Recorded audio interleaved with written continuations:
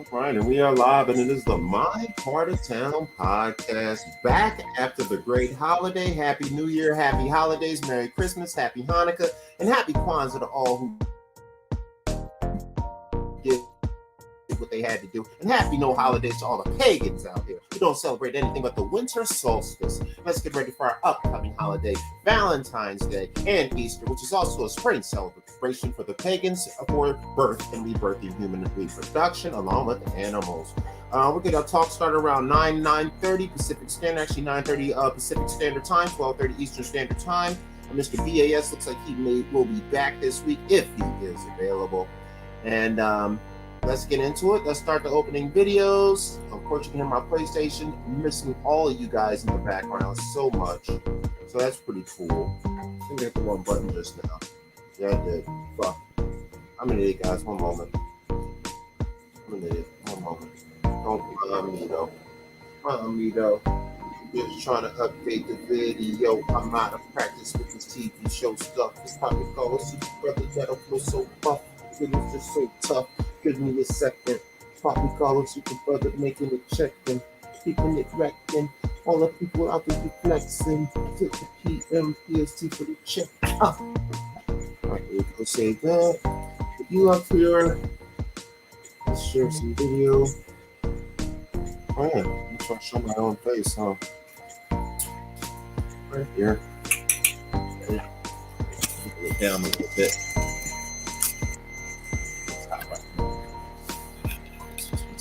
Head. Oh, shit, good. Okay, well, I fucked up. That's yeah, baby. That's way better. Right now, temporary. Anyway, let me get some videos up. Give me a moment.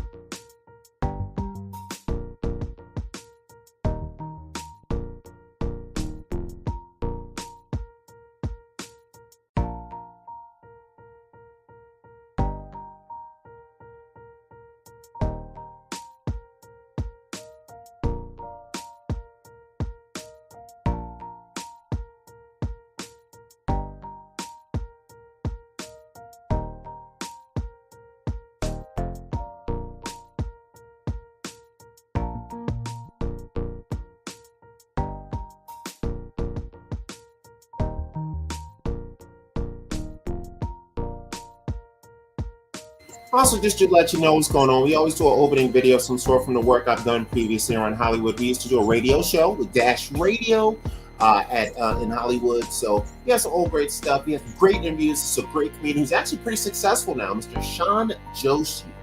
He's one of the Laugh Factory guys. He's super talented. We got to have a chance to interview him. So I hope you guys in our Skip Bags radio interview that we did with him a while back. You look at him now, you see he's actually pretty famous, actually too good to be talking to us. But that's how it always is. We do all the little young Hollywood boys. We interview them, talk to them. You know, it is what it is. You can't be worried about that. You got to do your thing, keep her hammering, and keep riding for the guys. And that's all that matters, right? So let's go ahead and get this. There it is.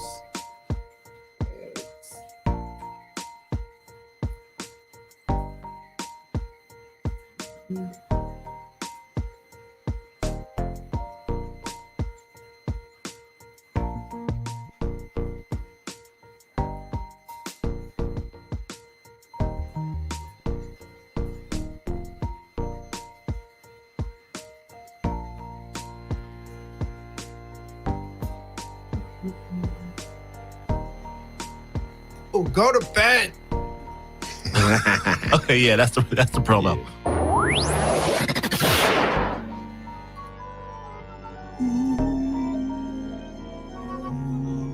Welcome to Professor Yoshi's House of Meditation.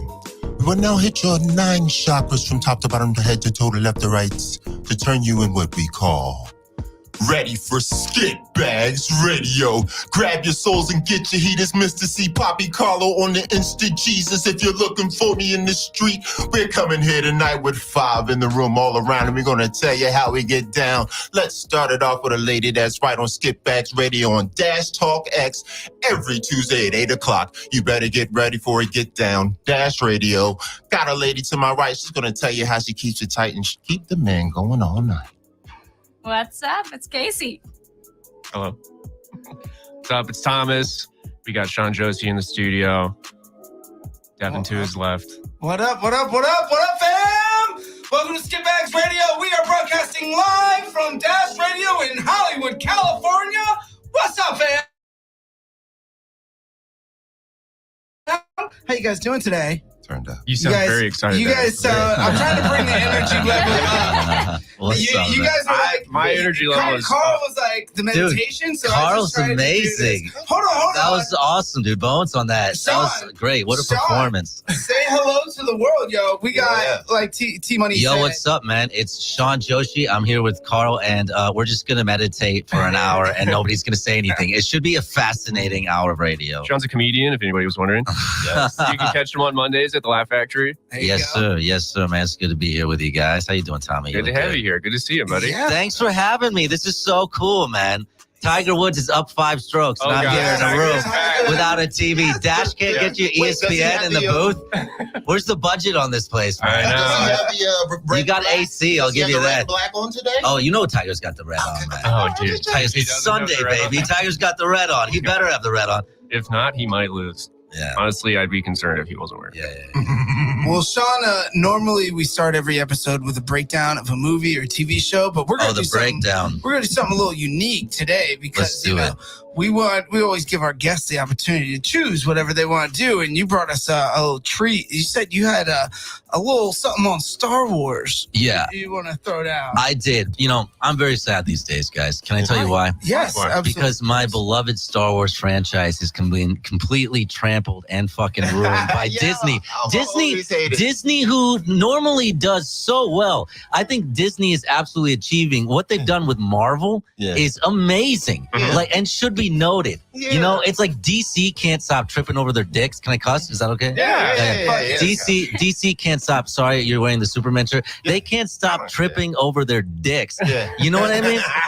Like first Ben Affleck isn't going to be Batman. Now Henry Cavill isn't going to be like Superman. Yeah, they're now done for. Joaquin Phoenix is Joker. Like they have no idea what's going on. So what Disney has done with Marvel is amazing. But Star Wars, they've completely shut it on the ground. I don't know if you saw the report last week, but they actually said Star Wars is going to be slowing down.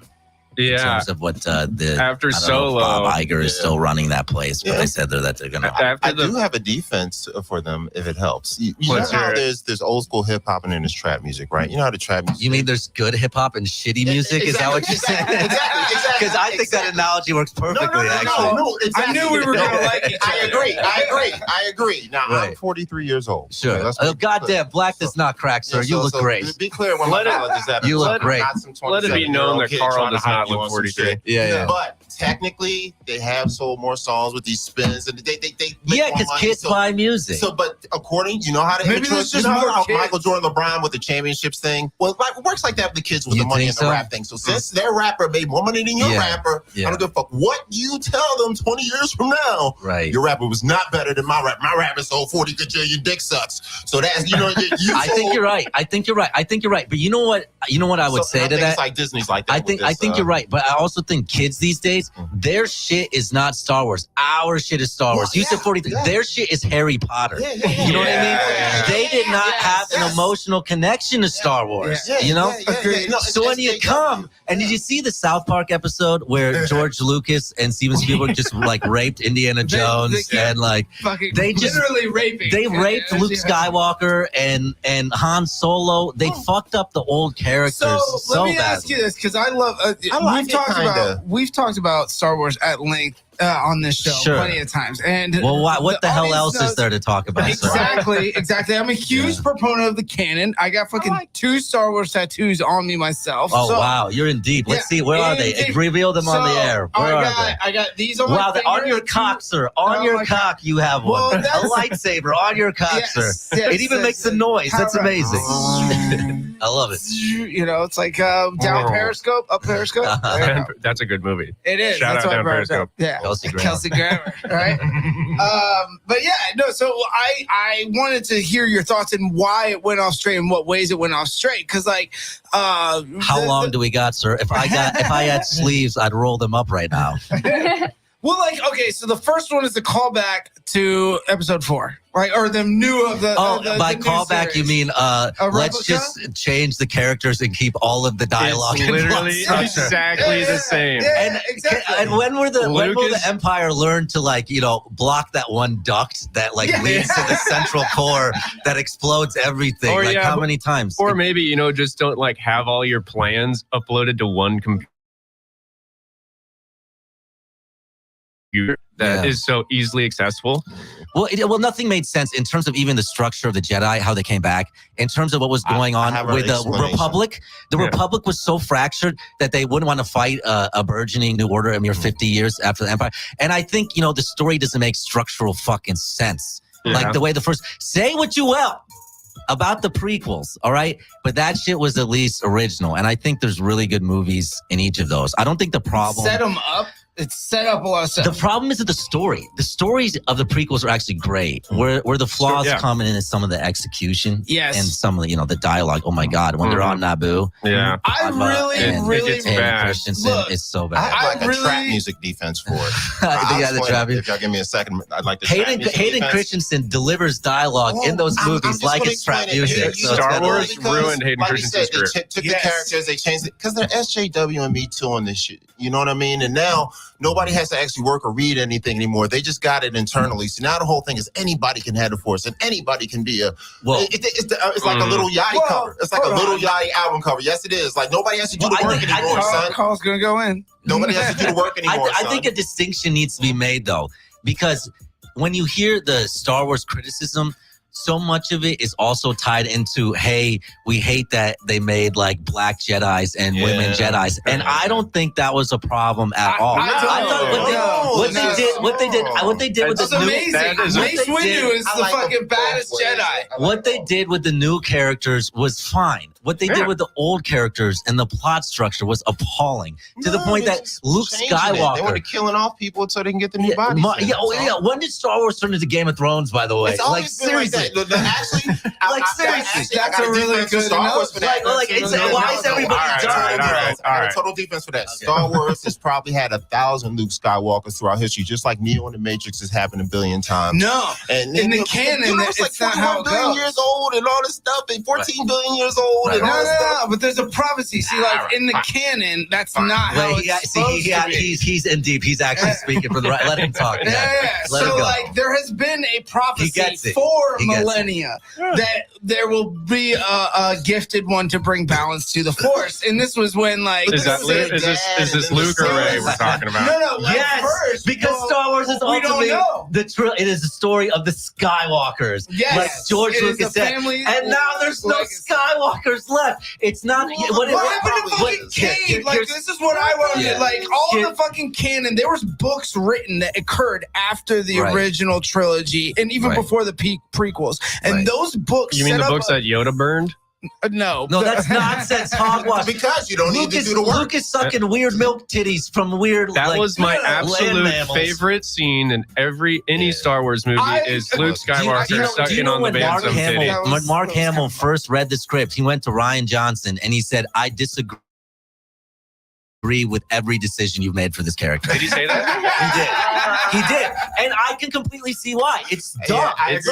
Let's let the guy Looper find. Let's let him completely rewrite the Star Wars canon, okay? Yeah. For no reason. There's nobody at the helm. And my whole thing is, this isn't actually the Star Wars story. It's the most expensive fan fiction of all time. Yeah. It's what it is. There was never a plan. They should have taken George Lucas's original treatments, which fucking exist. Yeah, and that's what they should have. They should have changed maybe every single thing around it, but they should have kept the actual core of what it was. And what it should have been is Luke can die, but not in the second movie. Luke dies in the third fucking movie. Well, he's definitely going to come back. It's like the Royal Rumble. You let him come and splooge out at the end of the second one. There's absolutely and then he sacrifices at the end of the third. And Rey, he trains Rey and comes up. You know what I mean? He should have been the hero. He's the hero that we follow his story.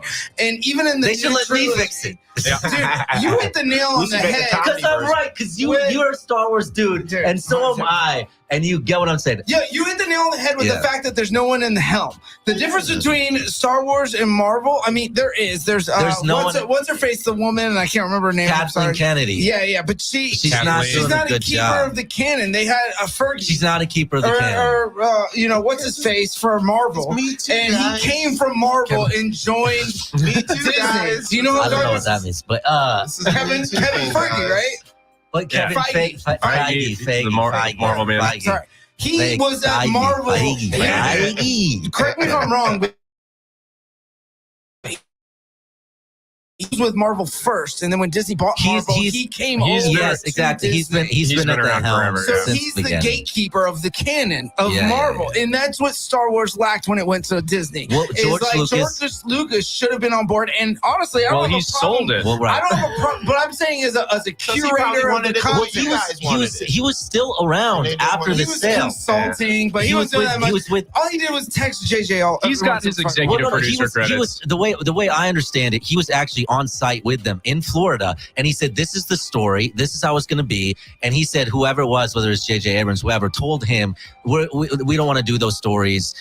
We want to do something for the fans. And you know what George Lucas was going to do with it? He talked a little bit about it, and it's a little bit kind of, I don't know if we want to get in this deep. Like, you know how Star Wars started as Journal of the Wills? Was the original name of the script for Star Wars? I didn't know What was it? Yeah. Journal of the Wills. WHILLS Wills. And so he was going to bring back the concept of the wills for this. And you know the metachlorians from Star Wars 1? Well, this was actually a more subatomic level of metachlorine. And they're actually what their synthesis and existence is what creates and binds the force to the universe and gives life creation. So it's like a quark? Kind of like, yes. Yes. Yeah. Nice. But people hate it. Nice exactly. reference. You picked up on it. Yeah. Thomas, that's it. Yeah. Good job. Bob and Thomas right here. I love how you're wearing the LA hat. That's such a Indiana shout out right there, man. Thomas and I both went to Indiana. Bob and Tom. Oh, boy. May they now rest in peace. But but actually, I think the prequels were great. Couple of fixes I would have made on the prequels. Instantly, obviously, you eliminate Jar Jar Binks. Immediately. Whoa. Before. I think Phantom of the Menace, there is a stellar movie in Phantom of the Menace. The best lightsaber battle in the series is Phantom of the Menace. Yes. Qui-Gon and Obi-Wan. Amazing. Unfortunately, it was slowed down by awful writing. But Amazing. to pause, because you've heard the fan theory about Jar Jar, right? Being a Sith Lord? No, that's dumb. That's Really? stupid. That Oh, are my God. That doesn't make any sense. It does. It's stupid. It makes total sense. He's not a Sith Lord. He's a racist caricaturist. It was planted that he was trained by Palpatine to be the fool. He was the jester in the court. Then why was he so terrible at everything? Drunken boxing. If you look at like drunken boxing, Drunken and, like, Master with Jackie Chan? yes, exactly. But drunken boxing is a style. His fighting technique kind of mirrors that, where he's clumsy and he always does this, but it always works out. He has a force connection. That dude is so stoned all the time. Dude, by mean? episode 3, he's a fucking senator.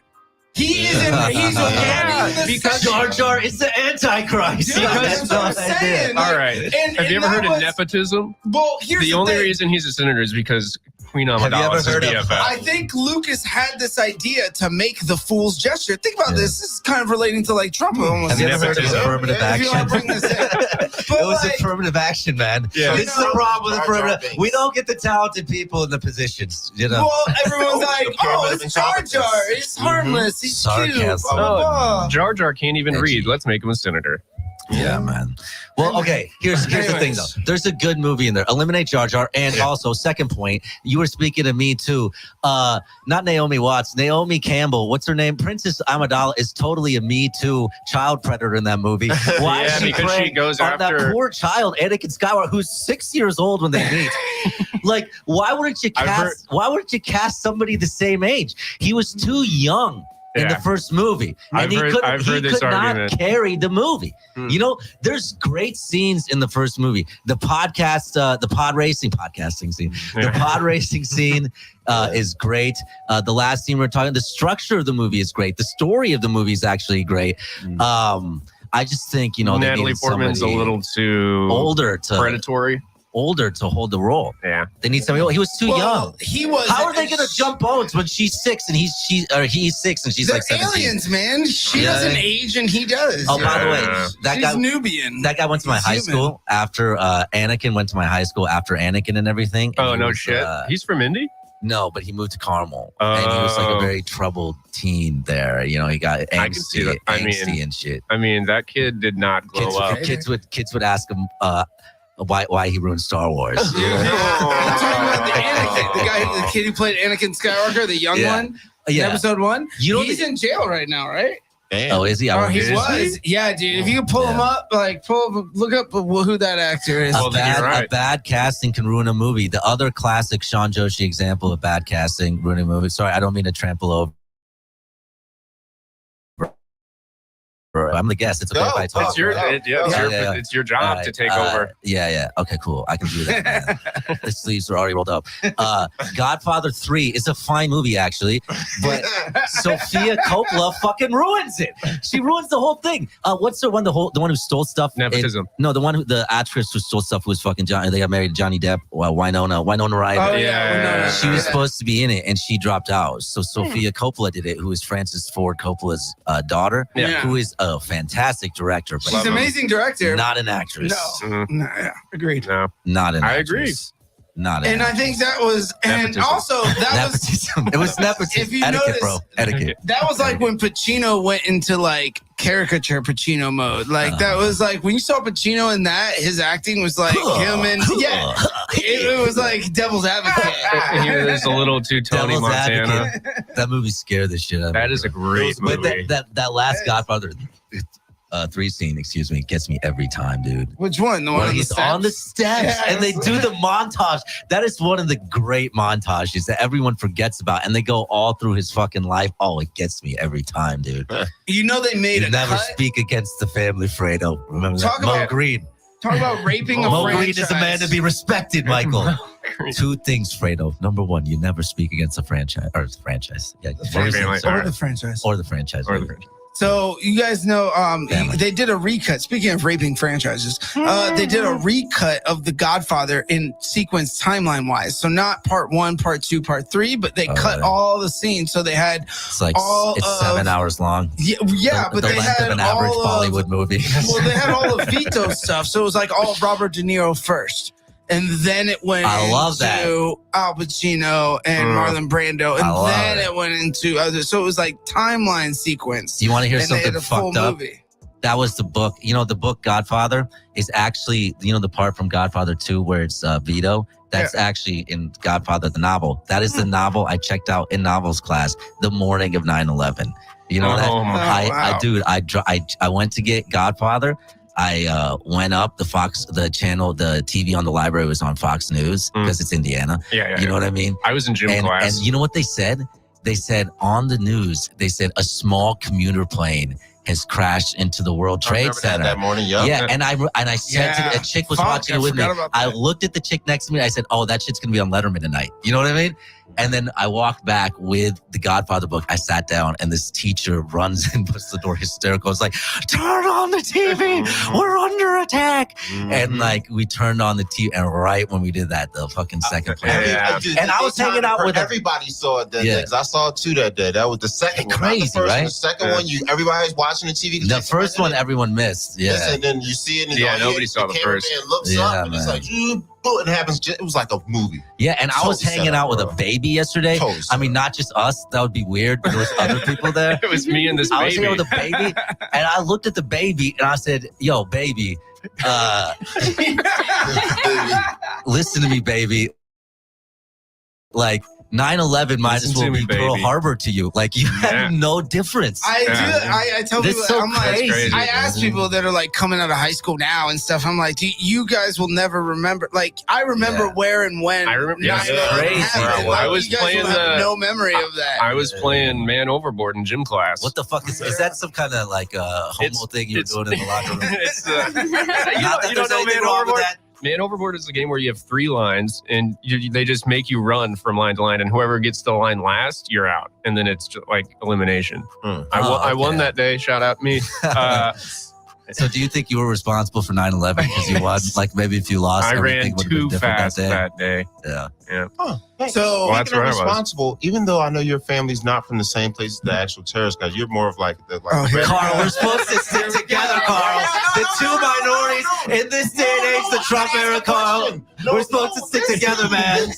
I want to know, did you receive a lot of hate from people just out of the blue? Oh I my will God, tell you a Indiana story. was As a different intense. race. I will know that's tell not you your a people, story, but they will sir. stake you and shit. I'll tell you a story. I actually sir. went to school with a kid named Osama, and he had to switch schools. I went to school with a kid named Osama. Yeah, he had to go to a private school after that, and I didn't see him. Nobody fucked with I didn't Osama. see him Osama again was one of the until cool kids before it happened, so he played it That's out. cool. You know, yeah, he's I didn't see him until like 8 years later, and it was I like wanted to it was be like a one of the pickup cool soccer kids, game or but- something. Yeah. But Just do you have randomly a hate story? Like a hate story? Oh, Yeah, yeah, let's do okay. So I was flying on September 11, 2002, which was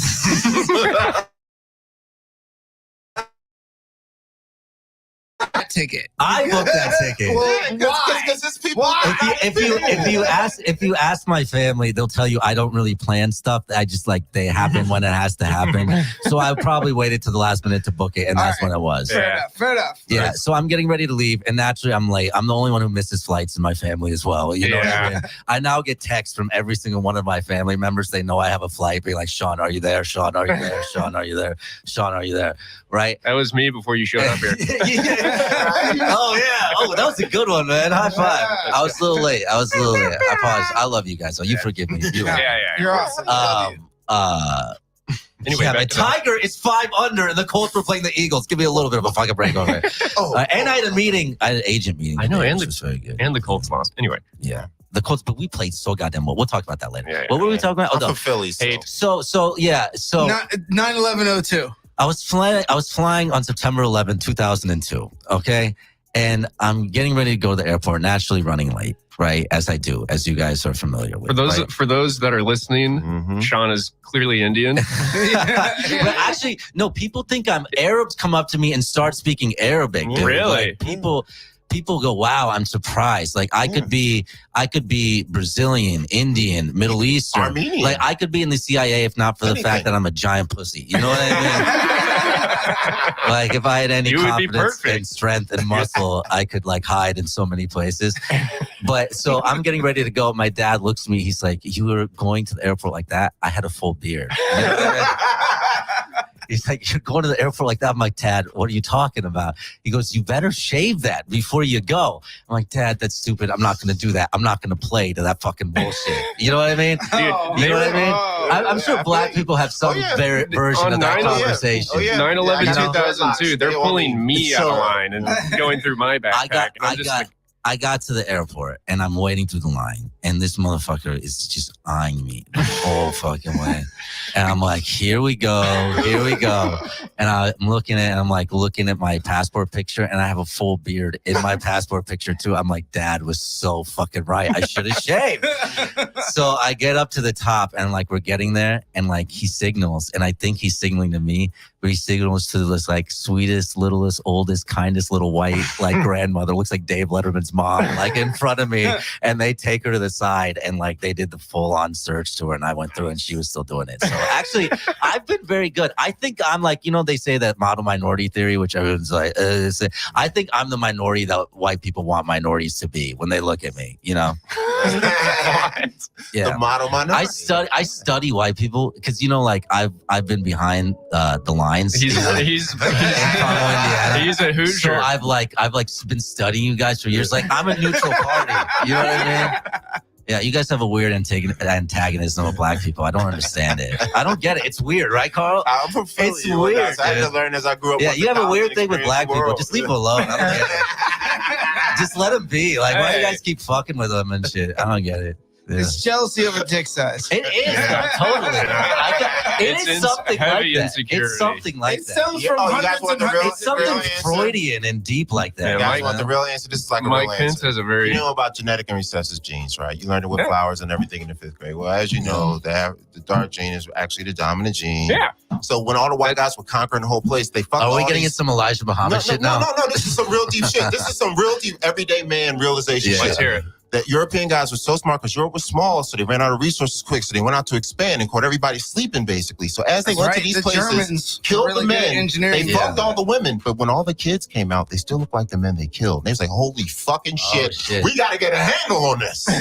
That's why racism. Oh shit, that's really fucking interesting. Actually, I've never thought about that. That's why this was all about. You can't mix. It's genetic survival. That's all. Yeah, bro. Nothing more, nothing less. That's true. But you know, a lot of people, you know, like KKK, shut out. Like there's so much. We want the purity. They keep it pure. I was like, all right, I get it now. It's just a whole. Won't be no more. You know, America by 2040 is going to be a majority minority country. Not if Trump has something to say about it. Yeah. So that's what the whole panic is about with Trump and everything. And they're like, oh, we're losing our country. It's like the way I'm not saying, like, man, I've seen a lot more. It ties into your whole recessive gene thing as well. Yeah. But, you know, there's like just dumb racial things that I see like people commonly believe. Like one of them is like, like there's been no advanced colored civilizations. That's true. And do you guys? Aztecs, Mayans, do you guys know? Everyone also forgets about the fucking Moors. The Moors ruled fucking Spain. Dude, it's just dumb. The Moors and the Arabic had a wave of enlightenment that kept civilizations higher consciousness. You know what I mean? Yes. In high school, people were afraid. After 9/11, people were afraid of Al Qaeda. I was afraid of Al Jabra. You know what I mean? Yes. That's the shit I was afraid of. Well, let me ask you this, Sean, because, you know, you've been doing stand-up multiple different places around the country, right? Allegedly. That's what some people call it, yes. Have you noticed a difference in crowds? Like, when you do stand-up? Yes, of course. Oh, my God. I'll tell you something right now. I'll tell you something right now. I vote with the Democrats, but I would much rather drink with the Republicans. I agree with that. They're so much more fun to drink with. Fucking liberal crowds are so uptight and shit. You know more going into a liberal crowd how to set it up, meaning just safe, nice shit. You know what I mean? You know more how to set it up going into that and pander to them. You end up having people think, oh, you got to pander to like conservative crowds. You have to end up pandering nowadays. Recently, you pander more to the liberal audiences than you do the conservative ones. They're so up their fucking ass. They're so up their ass. Have you gotten hecklers? Oh, yeah. I had a white chick call me racist. I had a white chick. I was doing a set at the Laugh Factory, like late as balls, 1:05 in the morning. It's like on Columbus Day, and this white chick gets up and calls me racist. I'm like, bitch, it's Columbus Day. You know what I mean? Right, of all days. Do you not know your history? Come on. Yeah, which is ridiculous. Like it's not as much of a, like, I feel like I can talk and joke about it because one, it's such a big thing. You know what I mean? Yeah. And it's such a taboo these days. I like to talk about and play in those spaces. Yeah. You know what I mean? I think comedy lives. Comedy is the line, and look at what's going on with Trump. He just says it. And people are more worried about comedians than what fucking the president or senators are doing. There's Steve King is a literal Nazi. In the U.S. representative retweeting Nazis, getting called out, saying, no, I'm not going to take it down after already knowing it's fucking Nazis. And what does the GOP do? Nothing. You have Jim Boehner, the ex-speaker of the House, saying there are literal Nazis in the U.S. House of Representatives. Yeah. And you're getting mad at comedians for saying jokes and poking fun at shit. Well, like, Sean, get off your fucking shit. So that has been Sean's soapbox for the moment. Thank you, everybody. For Sean, so what you got? I will take a round of applause, Carl. I am a comedian, allegedly. You know what I'm saying? Allegedly. The underground black delegation was just like, Sean Joseph. I will take it for president of the. I had a Kobe throw in 11th grade. I will take it for righteous efforts. Get our reparations, my brother. Thank you, man. Thank you, Sean. I feel your blending in aspect. Racial draft 2019. My father was born in Cuba and my mother's Irish, so I definitely look. You can hardly tell. You cannot tell at all. I know. You had me fooled all the way, man. Higher than 10%. Yeah, look at how you tan too. You don't got any Cuban in it. Cubans don't tan like that. No, well, this is it's Cubans get that nice mocha. You know, I like it, dude. You're a good man. I'm white with a hefty penis, allegedly. No, but I can blend in. That's what I'm saying. Like I grew up cooking pigs totally. and Yeah, doing all yeah. that. Oh wait, you've never seen his hair. Like Malcolm X's he has mom. a Jufro. He's got like one of those Bob Ross When type I do fros. have hair, I had that in 11th grade. Is what I was trying to say. He's got the Bob Ross type When I fro. last So had that's hair. the Cuban side. so Yeah.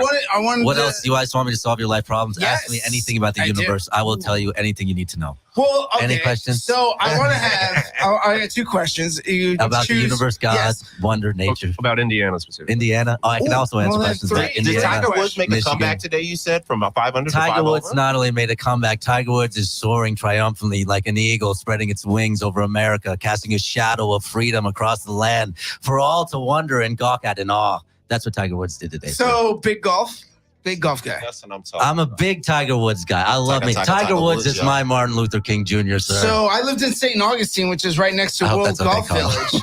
I saw Tiger play there. That's what I'm saying. I got Did to you? see. You yeah, lucky man. I got to see him do you some lucky practice. man. He You wasn't lucky playing. man. He wasn't playing in a tournament. He was just fucking shooting the holes. That's But great. yeah, he Trying to pick up some trim on the side of the Yeah, course. I'm sure, dude. Because that's where Bill Murray and his brothers have their Love Bill restaurant, Murray. and they have the Caddyshack Murray Brothers fine charity gentleman. golf tournament once Did they a year. film Mm. Caddyshack there? No, they filmed Caddyshack a little bit further south in Florida, like kind of towards like West Palm Beach area. Right. But yeah, it's the same. Like Florida is probably, I would say Florida and California, maybe the biggest states for golf in Yeah. the U.S. Actually, Arizona's pretty crazy. fun right? fact, I think it's a state that nobody would ever think of. Connecticut or something. It's Indiana. It's Really? Indiana. Bones, actually, the Really? county I grew up in, Hamilton County, That's has true. the most golf courses Fun fact. for a GDP or That's something. actually a Wow. You real know, I truthful fact. would rather golf nowhere else than Indiana in the summer months because you can get out on the courses, you can play literally nobody around there. in 3 hours, sometimes under 3 hours, and there's so many courses and they're cheap. Like a The whole problem is 18 and 3? you can't play around the You clock. can You golf can damn near 2 hours. in I think Evansville, you can get it. Indiana. You can golf Is it for like like a golf? $15. Is there like a bunch of people playing? So like everyone's used You to the move, rhythm baby. and like, Yeah. You move. Yeah. Well, I You mean, don't there's have just the so many population. courses. There's not that many people. Yeah. that's the And- thing about Florida. And so many Everything's packed. courses. Yeah. So many courses. A lot of courses. A lot of courses. So is it like 10,000 courses in like a tight area? It's kinda like crazy Minnesota with lakes. They're all great. Really? Pete Dye, the great Pete Dye, started designing golf courses in Indiana. A lot of majors are played on Pete Dye courses. Yeah. thing? Oh. Yeah. So let me ask you guys this: if you had to choose, I think Caddyshack or Happy Gilmore? Happy Gilmore. Caddyshack, Ben, no Happy way, Gilmore. dude. That's one of those That's things so that- hard, man. That's so tough. That's not one of those things that I don't even think can be asked like as a question. I have a deep unyielding faith to Happy Gilmore as part of my adolescence and Dude, forming yes. my opinion of comedy. Yes. But Caddyshack is I've a seen those superior finger movie. paintings you've been bringing home and they Yeah. suck. Yeah, Caddyshack is just at a legendary level. I mean, what Rodney Dangerfield is doing in that movie is ridiculous. You know, that It's was a great that movie. was his Chevy first Chase, Chevy big movie. chasing, and Bill Murray like improv every one of those fucking lines. Yeah, Are you he kidding me? wasn't even supposed to be in the movie. He They only just liked had him. one Augusta, line of dialogue 18. scripted. The young, One line yeah. in one scene, and every Young other thing was greenskeeper. improv. Coming forward, 167 yards. And a Wow. hurricane hit while they were in production. So they just shut down production here Right. for a hurricane hitting. And also another fun fact about the Caddyshack production. Remember when they blew up the fucking golf course in the end? With Yeah. all the pyro? Well, they didn't get approval. It was from Al Qaeda, anyone wasn't it? to do that. Like they didn't tell the city that they were in. There was or a any back of channel this. deal with Al Qaeda. No, they just were like, they didn't even tell the golf course. They asked permission from the golf course, and the golf course was like, no, we need fucking people to play here No, next you week. can't It was blow up the, our- Yeah, exactly. 70s. You could get away with But that. they just did it anyways. And when they did it, there was a fucking they're like 2 miles or 3 miles from an airport, like international airport, like West Palm International or Right. something. Mm. So there's like commercial jets flying in, and they saw this giant explosion, and they radioed into the tower that there's terrorists. The explosion my coming. It was like, it's like they're like, Wow. they're fucking shit. Or they were like, either somebody's blowing up a missile or a plane just went down. Blah blah blah. And So that- they like and caused this whole stir. Sounds like a very bad day for that production manager. And that Yeah, for real. single scene was more exciting than Die Hard 2. Like Die Hard 1 is so amazing, and Die Hard 2, it's like, oh shit, he's never gonna leave the airport. He's just gonna be here the whole time. yeah. Well, that's a scale of escalation with Die Hard, man. Die Hard 3 is amazing though. First it was a building, then it was an airport, then it's a city. It's a city. City. Then Die Hard it's a 3 country. Die Hard 3 doesn't get enough props though, man. Die Hard 3 was definitely better than 2. I almost 2 rivals was a little 1. boring. It's a little boring. I could fix Die. I could fix every movie. By the way, I could fix. I could fix Die Hard, Right. and I want to fix the Terminator. They fucked the Terminator, Sean, dude. The Terminator has the best mythology. They have the best mythology. All right, Sean. I got a challenge for you, brother. Yeah, what is it? So I can fix we got a everything. couple minutes. Yeah, we want you to be the Skip Bags official movie fixer.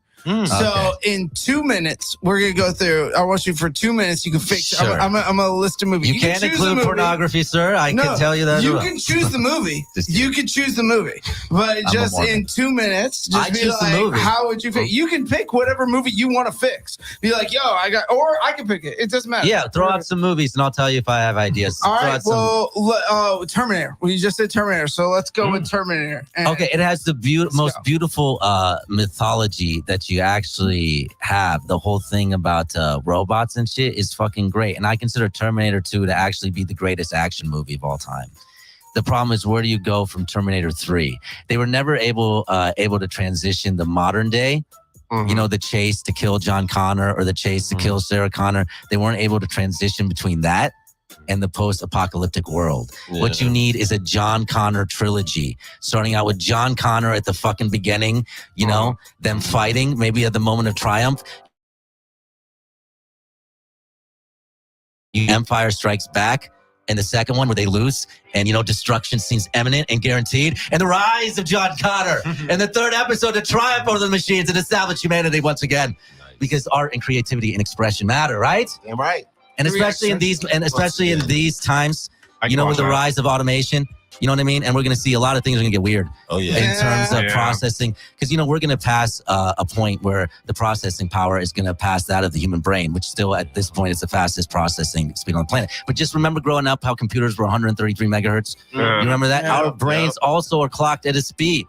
It's just the fastest yet to be created. Now, but what happens after that is interesting fucking thing. You know, they're making another Terminator movie right now. And you can go into interesting spaces in Terminator with that. But yeah, I'm not making it. That's how you know it's going to suck. The original Sarah Connor is coming back. They're going to Me Too it. But they're going to fuck it up, dude. They're going to fuck it up. It's all right. It's always like that, though. It's over, dude. There's a strong possibility that they fuck it up. It's like Vietnam. There's only so many times you can go in. They've muddled it. Trap movies, guys. Trap movies. Gotta think trap movies. I got number two. Number two. For the kids, man. Fix it. Jurassic Park. Oh, I'm glad you brought this up. Because I actually have very distinct thoughts on Jurassic World, okay? Oh, God. The first half of that movie, I'm sitting going, this is fantastic.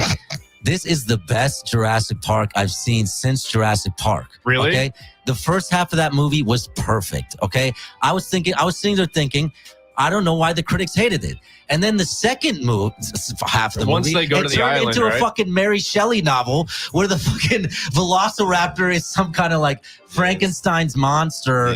That's like, it was just a weird thing. If they would have kept it, you know, that end scene where they're all running and they're jumping off there? Yeah. They kept that. That's actually your climax scene of the movie. I thought that would have worked as an ending of the movie. And the idea that they introduced, which was the most interesting, and they didn't play out to its intentions. You mean when they jump off the cliff when the half point, off? the end of the whatever act of the whatever. You get one at that point. That should actually have been stretched out to the end of the movie. I thought the movie up to that point was great. Yeah. But the other thing they didn't play with and they should have exploited and teased out more is those dinosaurs escaping into the real world. We didn't see enough of that. Yes. You have those giant things coming into and then you have the surfers, you know, right there. Yeah. You didn't do that. You know what I would do with the next movie? Are you ready, gentlemen? And I told you I had thoughts on this. Yeah. You know what the next movie should be? Yeah. Are you ready? How genius this is? You should call me to fix all your fucking movies, Warner Brothers, Paramount, whoever's making it. You tie in. The world is getting hotter. Okay? We are creating an environment that is much more perhaps conducive to life in the Cretaceous or Jurassic period when the planet was hotter, let's say. You know what I mean? So you have through global warming, you have almost like a Planet of the Apes scenario.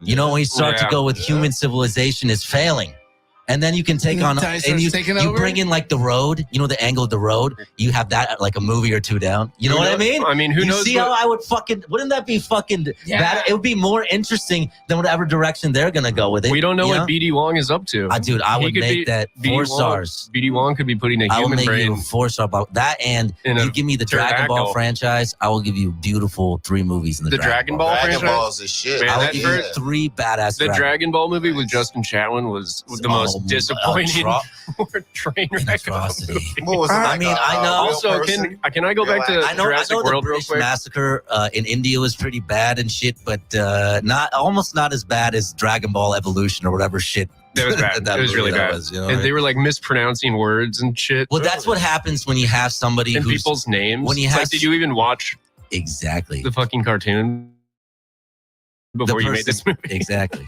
They did. They're like mispronouncing main characters' names and shit in the movie. Yeah. Is this a real life action version? It's a live action version of a Japanese manga. No. I like the cartoon. I've never seen a real action. And they very clearly didn't. I mean, you could tell like He-Man. You could tell the person wasn't a fan of it at all. No. It just didn't make sense. Yeah, it didn't make sense. But anyway, back to Jurassic World. I just want to point out that the movie didn't need to be made because the whole premise is saving these dinosaurs. Why can't they just fucking make more of them? Why go back at all? Why go back to the island at all? Yeah, they can just brew up a bunch of them in a lab, and then one of the main capital investment. And then one of the main plot points at the end when they're in the mansion is letting the dinosaurs go. Is the price tag. It's because the first one did 800 million domestic. That's why. That's why. It's like, we'll forget about this massive plot hole. It made the 3rd most money of all time. Right? So is the next one kind of Flintstones or some shit with like people and animals together? You know what? Is the next one going to be like the Flintstones or some shit? Like the people and the dinosaurs like intermixed. I fucking love the Flintstones. Raw. Sean, I got number 3 for you, brother. All right, what is it? All right, we talked about Star Wars. We're going to talk about the other polar opposite to that. What do you think? Star Trek. Fix it. If it can you? Which Star Trek? That's really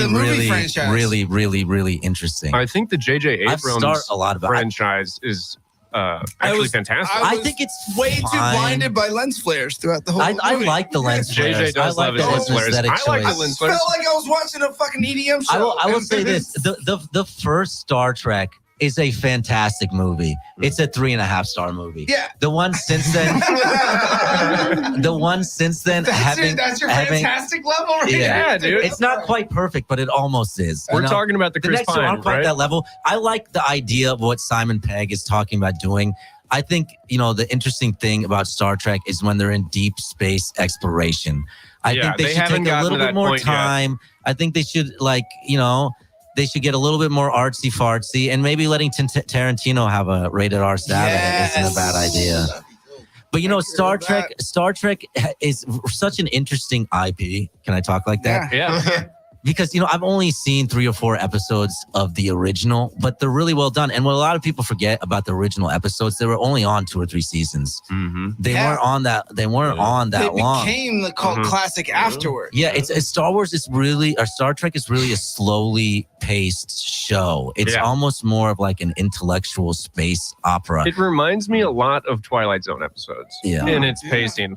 I think they need to have that more kind of the energy of Indiana Jones and exploration rather than shooting and battles. Yeah. You know what I mean? There needs to be more of a sense of discovery and wonderment. Yeah, this current franchise hasn't gotten to that point yet. I mean, they just started exploring space in this last movie, the 3rd one. That's when they just now started exploring. Well, they didn't have to go into the Khan reboot.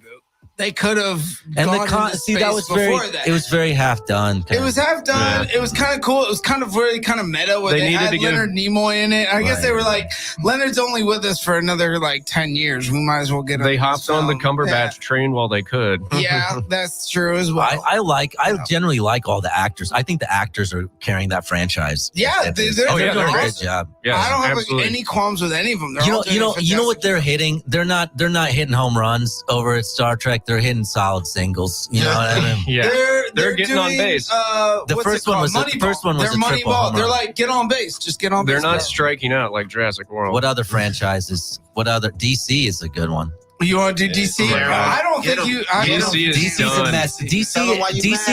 DC is dug like themselves in such DC a is hole. almost like after there's been a horrific Hindenburg incident. It's not like you can't fix the Hindenburg. You can just go back and see what could we have done different. You know what I mean? Yeah. Like, maybe we shouldn't have filled it with pure oxygen. You know what I mean? Maybe that was a terrible decision. But I don't know. Like, the problem with DC is they didn't take their time. They badly wanted to have a franchise. They just came out with Justice League rather than taking time to develop the individual franchises. Mhm. Like, if you look at what Marvel did so brilliantly, Fucking producers Iron Man, Iron Man worked. Yeah. And because Iron Man worked and made Robert Downey Jr. a star again at a whole different level, it allowed all those other individual ones. You got to remember, those were their C roster. Nobody wanted Iron Man or Captain America. That was shit. People only wanted Spider-Man. Nobody wanted that shit. You know? So they built these individual franchises and they allowed each of those to get a following so that when they put the Avengers together, it felt special. Yeah.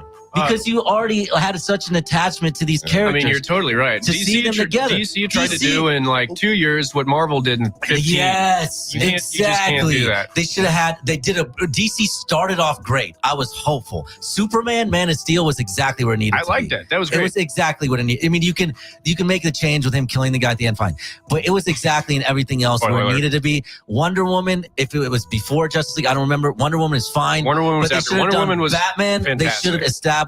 They should have established Affleck Batman, get all those out the door, and then if those are successful, get your Cyborg and your Flash rolling, and then do it. Or maybe one of those. Maybe you can do Flash, make Justice League huge. Cyborg is the first one. Cyborg was barely even a character. Ooh, question for the comedian. Sure. As a comedian, I sometimes believe that I have a friend named GT. He just tells punchlines. He never builds a rapport with the crowd or builds anything between. He has something before you do it, even with the Star Wars things, transitioning things and all that, having the 3-part series in between, like you mentioned in the movies. I love pace. Do you feel like you kind of do that with comedy sometimes, or really kind of get the crowd into your whole That's set? what makes, that's what makes a good, not even just the set, but individual bits in and of themselves. You know, when you find the arc to a bit, and where you find like it's almost like a combination of boxing punches where you have the jab. Like, not every joke is meant to be a home run. You have your singles that get your people on base. You know what I mean? You have your jabs that set up the left hook. You know what I mean? So and getting all that in order is why comedians work the same material over and over again.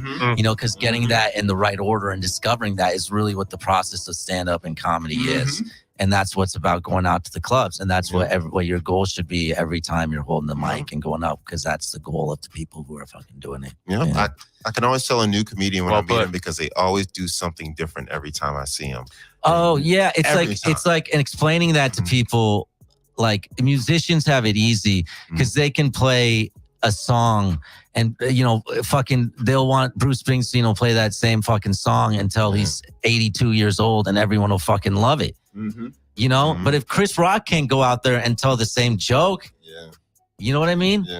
And yet the amount of work that goes into it is I'm going to say at least equal, you know? So, it is. It's a science. So dude, we have to throw away so much like shit that it's like, it's so temporal.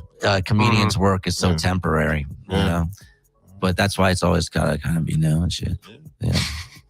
Yeah, man. The science. Once again, Professor Joshi with the science. Professor Sean Bon Joshi. I told you I can explain anything you guys want. Anything you want to know. I could explain the whole universe to you. I got all the secrets, pals. What's the secrets. What's your thoughts on the universe, the afterlife? What happens when we kick the bucket, bro? What happens when we kick the bucket? It doesn't matter. You know what I mean? It doesn't matter. You can get to the questions of what's life. The problem is once you start to consider these questions, the ego rebels against certain solutions that may be the most obvious ones and ones that your mind doesn't want to accept. And I'll give you an example of that.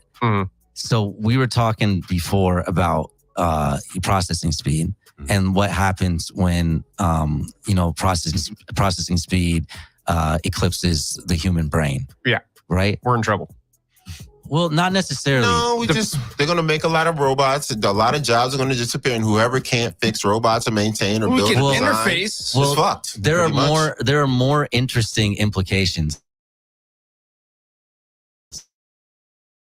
interesting implications are, if you have enough processing speed, we'll also be able to make photorealistic graphics. So you could recreate an existent reality that is indecipherable from the one in which this is something that scares the shit out of me, especially with virtual reality. Now, this is exactly what I said about your ego is rebelling against the idea, because you would have to accept that you could be completely here's my insignificant. problem, and this could be a movie, so nobody steal it. Right. But I'm gonna share it.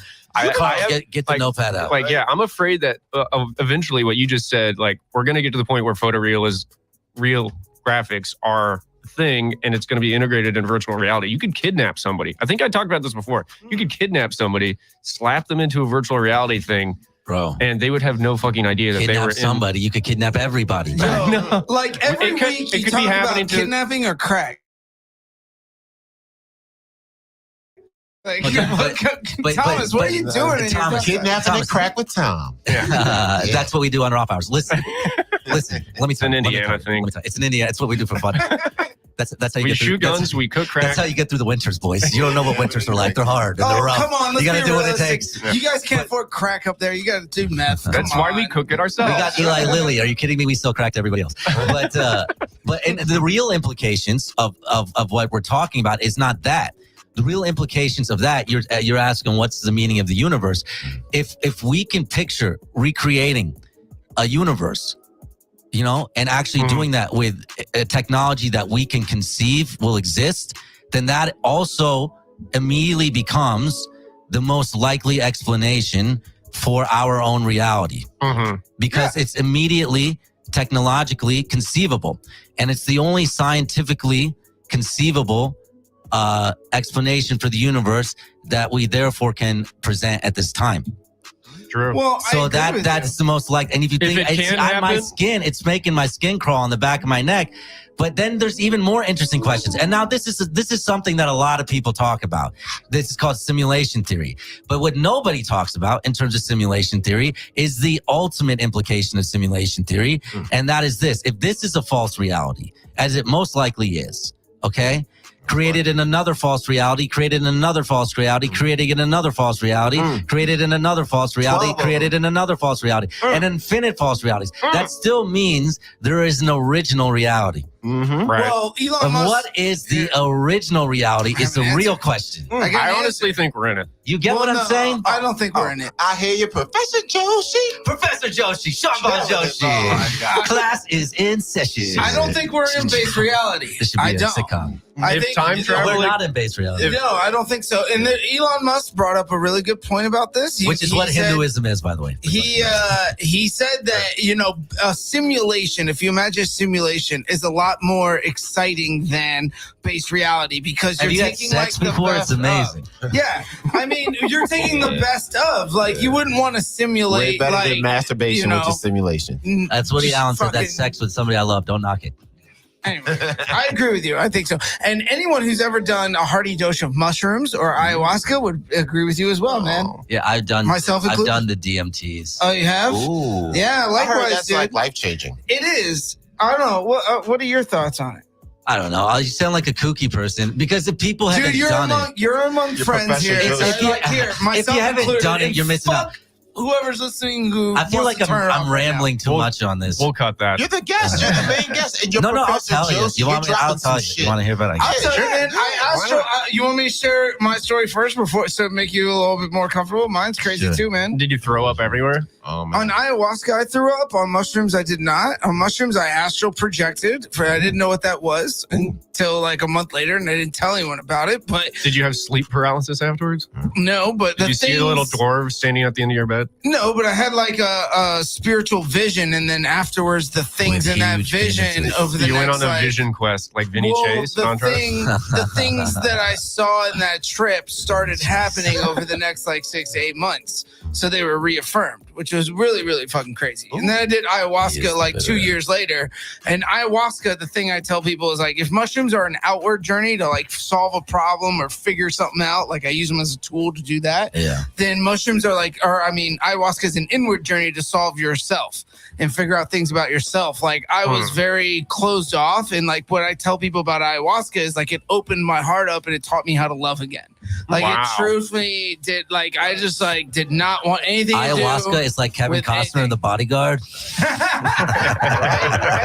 right. And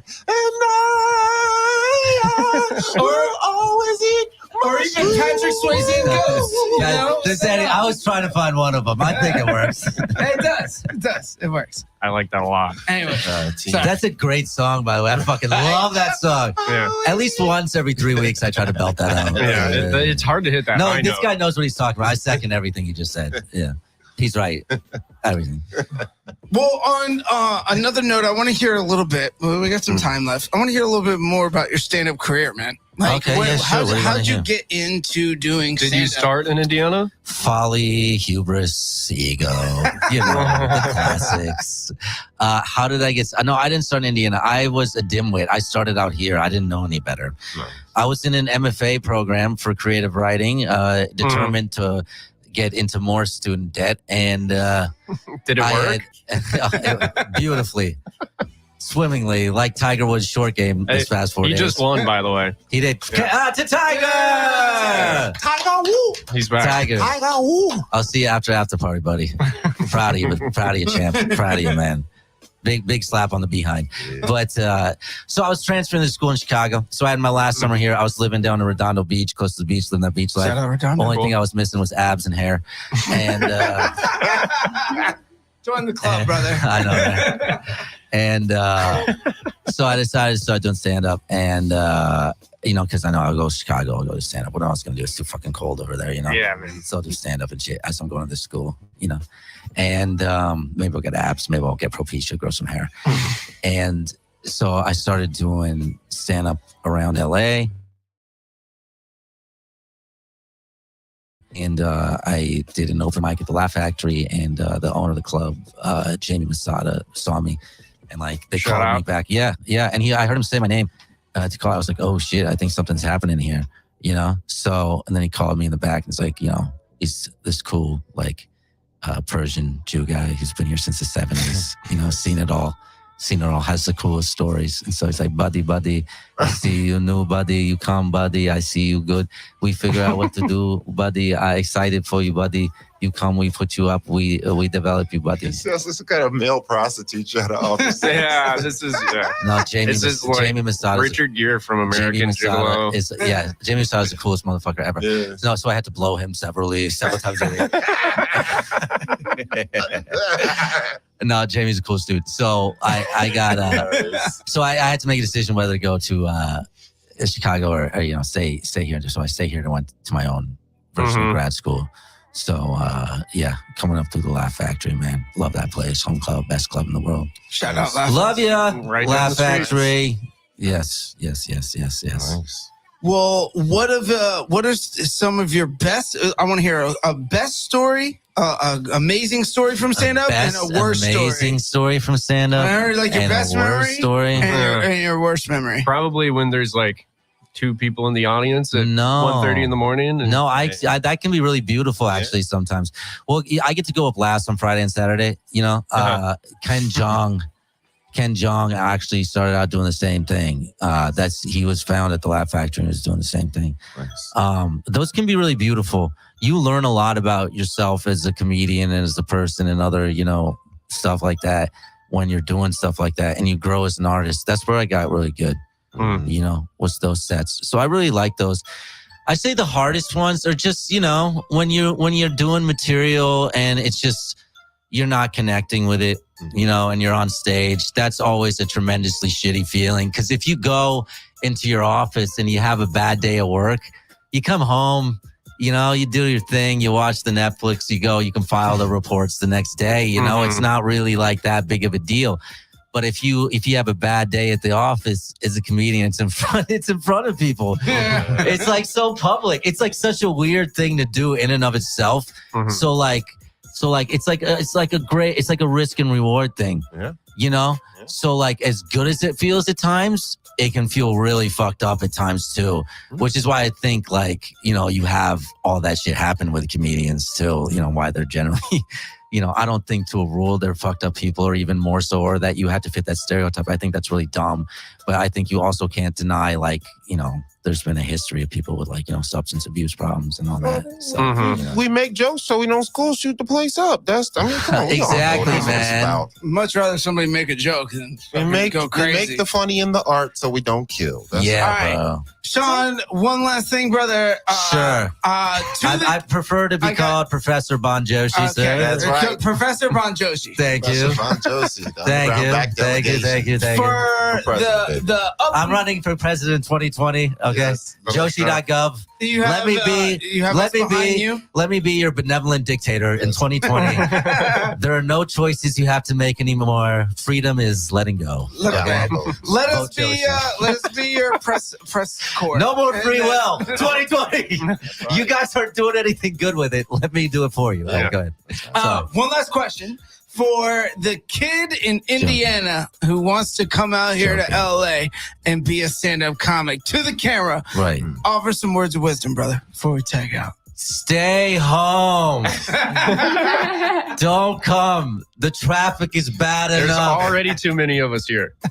Your dreams won't be killed immediately. They'll just die slowly and wither in a sad dissipation So you're broken, lonely, and toothless, blowing other bums on Hollywood Boulevard just for the warmth it'll give you so that you can sleep at night because it's so much goddamn colder than you thought it would be in California, is what I would tell you. That's true. That, and make sure you hit the mics. All right. Yeah. All right. Ladies and gentlemen, thank you for one of our best and most illustrious guests, the Professor. one, the only, the incredible Professor Bon Joshi. Thank you. In the house tonight. A round of applause for our fucking guest. Yeah, thanks for coming out, dog. I accept PayPal, Venmo, and the Cash App. Thank you very much for having me. So You guys will have fun. let You're not everyone getting paid for this. go ahead, shoot to the camera, and let everyone know where they can. Hollywood Boulevard, taking out my dentures and blowing guys while watching my dreams slowly die. No, $5 special. I got Sean Joshi and friends at the Laugh Factory. Catch it regularly. I have the Fanatics podcast. It's a sports podcast. It's a comedy podcast. It's a life podcast.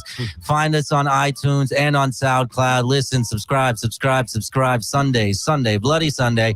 And what else? And I want to single-handedly bring back MySpace. So find my MySpace page. And Friendster. Sean and Joshi. let's Tamagotchi. All right. If you're watching this on YouTube, you can find all the links to Sean's stuff in the description. And if you're listening to this on air, you can jump over to YouTube and watch the clip here. I was late, and guys. find all those things. No, you were not late. You were just on time as the universe. For those listening, let's let it be known that Sean was late by a half hour. Yeah, bro. Call it football time. It's football. Aren't you guys American? It's fucking football is on. We're gonna beat the bloody Eagles, man. This is the hardest thing about booking. It's actually Tuesday at 8 o'clock. It's actually 9 o'clock on a Tuesday. Oh shit, that's that PCP, man. We travel in time and shit. That time's not real, anyways, right? True. We're good. Let's go around the circle, tag out. Carl, let's lead us off. Yeah. Mr. C Enforcer, Poppy, Carlo on the Insta, Jesus and whatnot. I do the Ding Dong show every Monday at the Comedy Store in the Belly Room and whatnot. Yeah. Talk about the small rooms and late nights and struggling through the fight. Oh Belly my Room God. is fun. Belly Room is fun. Check out gtcomedyjam.com. We do that 2 times a month. Also, check out The Clapper, which is on Netflix. I'm a big rabbit in the middle. Clap. Let's go. Check out Can I just be your hype man? Yes, right. Hey, hype me, baby. Check out Office Uprising, where we a zombie up in that joint. Yes. And when Adam Sandler stopped playing around, we got something called The Deported coming, where I play a nice scene with Jerry Bedknob and a bunch of other great cats. And you gotta drop that. I'm calling Mickey ice on your Gooch, ass. Skid bags. We lit as fuck. Mr. C Enforcer, Google me, bitch. Google him. Check. Tell them how you go, girl. Wow, that was incredible. Because you guys enjoyed my input so much today. Where were you? You didn't say anything.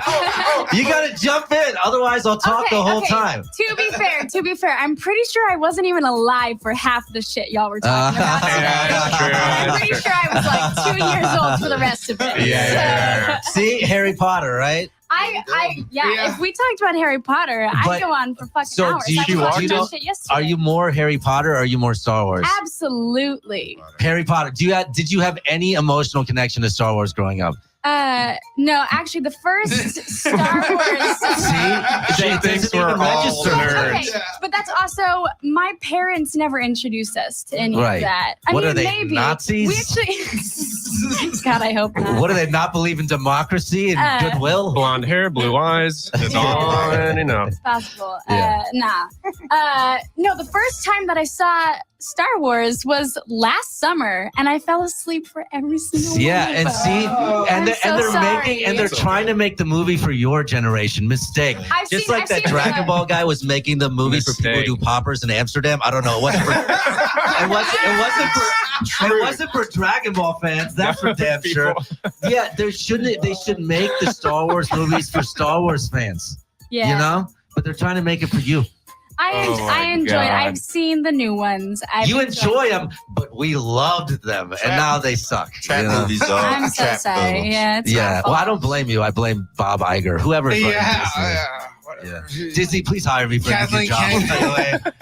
I don't mean anything bad. I love Disney. Shout out Disney booked Sean Josie. I mean, for- Walt Disney. Yeah. Walt Disney, he hated Jews For and still your- made it in for your Hollywood. next Jar A Jar miracle. Binks. A miracle, Walt Yeah. Disney. I mean, book me, Disney. I mean, book me. Please. Please. Please. To finish up, Well, since you enjoyed that little bit of it. Yes, welcome. We got that in. You can follow What me else? on You want to talk Instagram. about Fortnite? What else you want to talk about? Nah, Fortnite. nah. What The only else? thing I know What about reality Fortnite shows are is you watching? the shit dancing that everyone What reality shows are you watching? reality Yeah. shows. The most recent one was Big Brother, but I don't Big know Brother. Oh, man. I don't know much about What it. do you I want? just, What defines your culture? What are you watching right now that defines you think your generation's culture? I would hope that it would be Parks and Rec. I love Parks Parks and and Rec Rec more is- than anything. Shout out in the Indiana. world. I've just Too started. sentimental. I That's like The based- Office better. The Fun Office fact, is wrong. Pawnee's Office is based great. off of I the got town Parks where and Rec. both Sean and I went to college. Oh, wow. wow. Really? Yeah, it's based off of Bloomington. You didn't know Is that? it really? Yeah. I didn't know that. It was like the model of the Oh, I had Pawnee? no town that they idea. live in. Yeah. I had no idea. I love how there was like a Native American slaughter in that town. That was hilarious.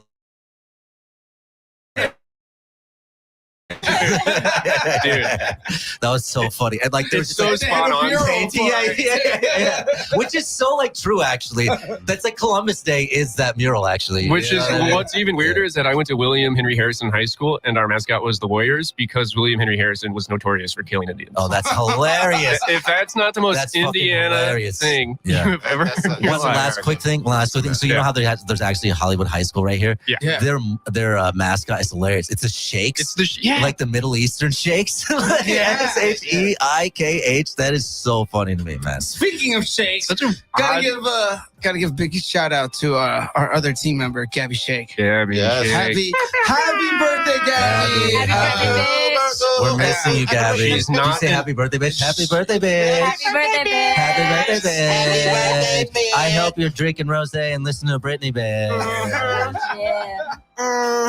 Not Right. an actual shake. Yeah, not like a No. little shake. Anyway, follow me on Instagram at TMcD 2_. Oh yeah. Oh yeah. This mic Yeah, smells. okay. Close it up. Third fucking time over here, guys. Follow me on Instagram, Casey Persich, KSEYPERCICH. We're trying to bring you into the show. You know what I mean? You know what I'm saying? It's a challenge. Oh my god. I'm Sean. All right. And then rounding us out here, obviously, Sailor_Dev on Instagram. But if you want to learn more, go to skipbags.com. You'll see links to all of our other shows. We got podcasts, we got TV shows, we got YouTube shows, we got movies, we got films, we got radio, we got our hands in We got every snuff motherfucking porn. pie. We got animal porn. Yes. Ooh, we got war porn. We got it all. For all your pornography needs, go to skipbags.com. You want to see 6-year-old Ramadi children being tortured? We got that. Sorry, it's too far. That's That's a lie. That is a lie. Can we reel this back in? Too Can far. we pull this back a little bit? Am I too real, guys? Am I getting too Let it be real? known that Skip Bags is unofficially affiliated with Sean Joshi. Send all your hate mail to my MySpace. Thank you very much. Well, we gotta give big shout outs to Dash, Love Dash Radio, Dash Talk X. Okay. Thanks, Tune in, Dash. listen to us every Tuesday, 8 p.m. and check out What is Dash? what is Dash? What? Dash. Who is Dash? Who is Dash? She's Kim Kardashian. Kardashian. When is Dash? We are How actually is Dash? founded by Kim Kardashian. I love it. I love Dash. Thank you for having me, guys. Yes. You're great. Thank you, This was so Love much dude. fun. Dude, this has been a fun episode. Yeah, You're bro. the only great. guest that has yet, in the year that we have been doing the show, you're the only guest that has ever brought us a gift. That's right. Oh, really? Thank you again. Yes. That's So, actually yes, that's 100% true. Keep complimenting me on shout and it out. was and it was a 6-pack of beer. Yes. Yeah. It wasn't. It was If I have to drink Prop 20 beer. of a beer, Prop let it be beer. Miller Lite. Miller Lite. I live at 1841 North Fuller Apartments. You know- Please send it. I'm a Coors man, but still. And that was the most Indiana thing I've ever heard. Yeah.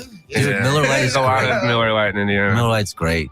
Larry Bird rule. I'm sick of your. If you're in the I'm sick of infield your- at the raceway, you're Yeah. drinking a Miller I'm Lite. sick of your fucking hoppy douchebag hipster fucking beer. That's just fucking SoCal, man. I don't Fuck want it. your I don't like IPA. it I either. don't want my beer to have I more want flavor malty. than my fucking food. Speaking bro. of my I like hangover, malts and log. I Just had a give me a really nice terrible crisp IPA yesterday. lager. All right. So, Skipbags Radio, we're up. Thank you, gentlemen. Boom. And ladies. Skipbags Radio.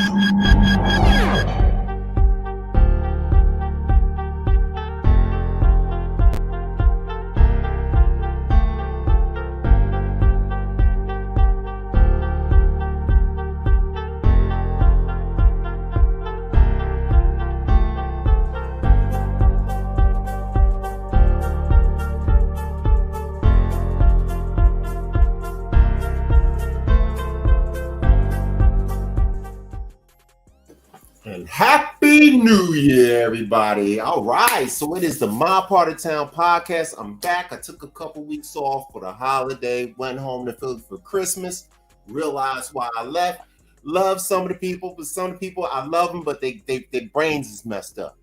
So I had to get back to LA where everybody's brain is messed up. So I feel like I'm home. But that's what it's all about. Today is a show that's based on Philadelphia, but really about all major cities, lifestyle, food, wine, comedy, crime, law, politics, weather, whatever it is and whatnot. And we want to know about your city too, not just Philadelphia.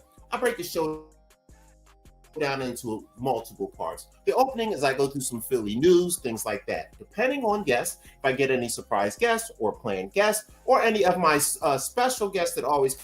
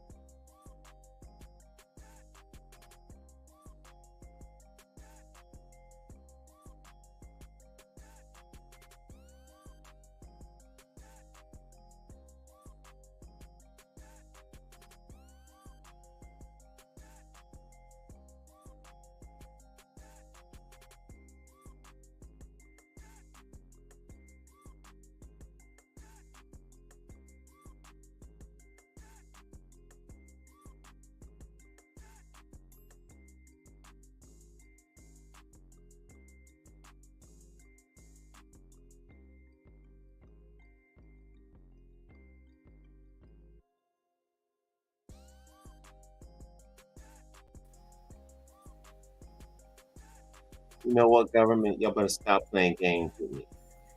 Yo, they do this all the time, all right? So here's the story with the government, right? So if you don't know, I've been running for president for 7 years now. For the last 4 years in between, I had tried to get all my license and stuff fixed because I know if I actually do get some success, people are going to investigate this stuff. What kind of tickets does he have? What's his license like? Does he pay his taxes, right? So I'm getting all this stuff straightened out in case I actually succeed at this dream I have. And I found out that I'm on the NSA FBI watch list. That's right. Yes. Yes. I am on the NSA and FBI watch list. I have made no threats. I've done nothing but seek positivity in politics and independent things to get people to start independent parties and vote for the best politician and not just who you think is going to win. And since then, every time I go to the airport, every time I go live, everything's fine. But the minute I start talking, the minute I go out, all my websites and social medias, you know how people say you're shadow banned? I just don't say it because it's just like, whatever. If I get famous, they can't stop me, right? But I always notice my internet, 5G, pay hundreds of dollars to a Verizon a month, got the box up here, got 2 things on it. No reason. Great computer. Everything's fine. But the minute I start talking, whoo, it's like, but paranoid. I'm sure I'm just paranoid. But yes, I am on the NSA FBI watch list. So if you are hanging out with me, you've ever said anything illegal to me on the phone, you are going to jail. And if I need to trade you in for my presidency, I'm sorry. What we have to do is what we have to do. All right, back to the show, and our technical difficulties are over. The man stopped trying to take me down. I know what it is. Let me get my stuff back on track here because I usually they threw me off by hating on a black man. So 1 second here, guys. Just getting organized. You bitch ass niggas. They always be playing with your boy, man. It's all good though. It's all good though, son. All right, we back on track. Back on track. Back on track. All right, there we go. Back on track. Sorry, guys. Back on track for a second, doing my thing. This is what happens when you build while you fly. You gotta do this shit by yourself. So if there's any difficulties, you don't got some nerd nigga in the cut to go and fix it for you. You gotta do this shit your goddamn self. Anyway, let's get back into the show. So like I was saying, I break the show down into multiple segments. Opening segment is a news/sports segment, review of the Philadelphia sports, since it is a Philadelphia-based show based on a hip-hop song called My Part of Town. That's a Philly group from back in the day. Can't play the song because I get copyright strike when I play it. Damn it, I need to make my own version of the song. Fuck, that's what I need to do. That's just what I'm gonna do. Matter of fact, I'm gonna make my own version of the My Part of Town song. That's just what I'm gonna do. Damn, that's a good idea. I gotta remember that. But anyway, I talk about the sports, go over some Philly news, see what's going on, make some fun about it, talk some serious stuff.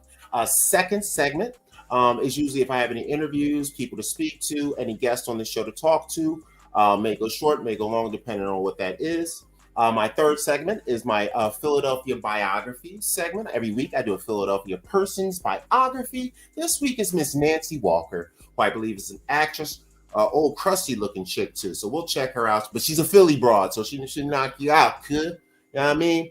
And then last but not least, I always have my opening videos now from our past work, present work, comedy skits, songs, whatever I have that I own, so nobody will copyright strike me and whatnot, or I gotta ask for permission. Please take away the copyright strike. I just got one from a dude I played stuff for 3 minutes in a 3-hour joint, and I did all the fair use stuff. He's still struggling, and they said, it's not good enough, so now I gotta hit him up. Now, what I'm gonna do, I'm gonna hit him up and say, hey, fam, like, yo, I'm trying to, you know what I mean? You know what I'm saying? So we'll see how that goes. I'm gonna see how courteous this guy is. He's like, got a big page, so he thinks he's better than somebody.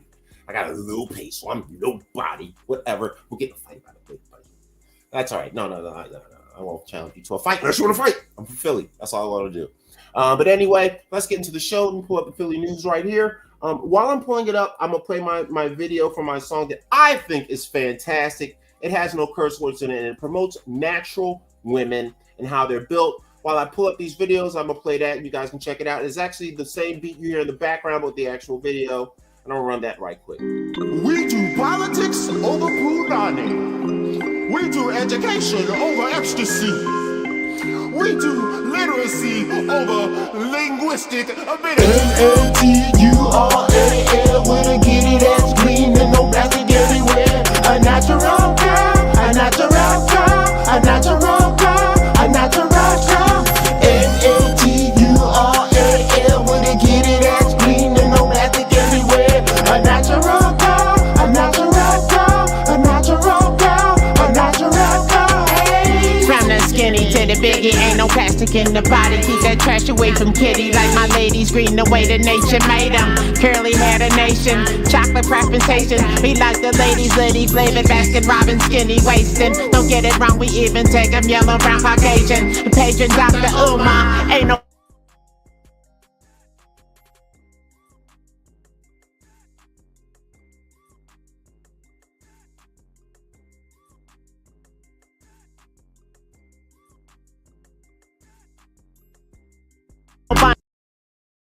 bunny hopping, too far. The natural queens coming all sizes, dropping stars. N-A-T-U-R-A-L, with a get it ass clean and no plastic everywhere. A natural girl, a natural girl, a natural girl, a natural girl.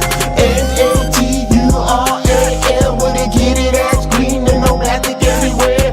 A natural girl, a natural girl, a natural girl. It's going down. Like Trump in the house. Body parts soft, clean, jean pillows popping. Tasty water flows, nappy heads steady rocking. Where your man at? Well, I'm here now. All that big chat, it ain't here now. Protection in the building, family beat the drilling. Cooking for the kids to get me piece of bacon dealing. My trusted counsel when I get my piece of bacon building.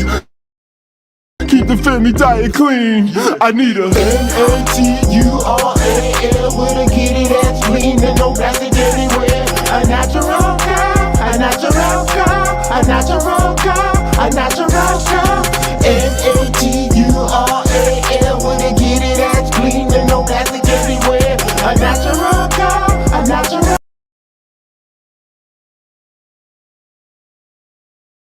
Hopefully the internet and everything is finally stabilized and whatnot instead of being an asshole. I don't know what the hell, man. I'm telling you. Technology, boy. You make sure you have everything right and it still hates. Anyway, Philadelphia news. I always use Action News Philadelphia. Let me get these guys a props. Channel 6, which is one of our 3 channels from the main networks. You know, you got ABC, NBC, and CBS. So let me get the fair use and respect credit out to the gods while I'm here. So I can do my best to get fair use and stuff like that. You know what I'm saying? Fair use for this. Bang, bang.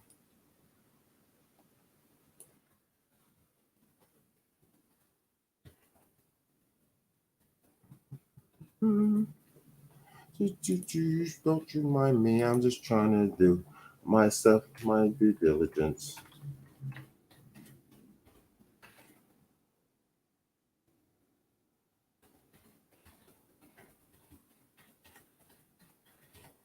Just trying to do everything I can do. All right, great stuff.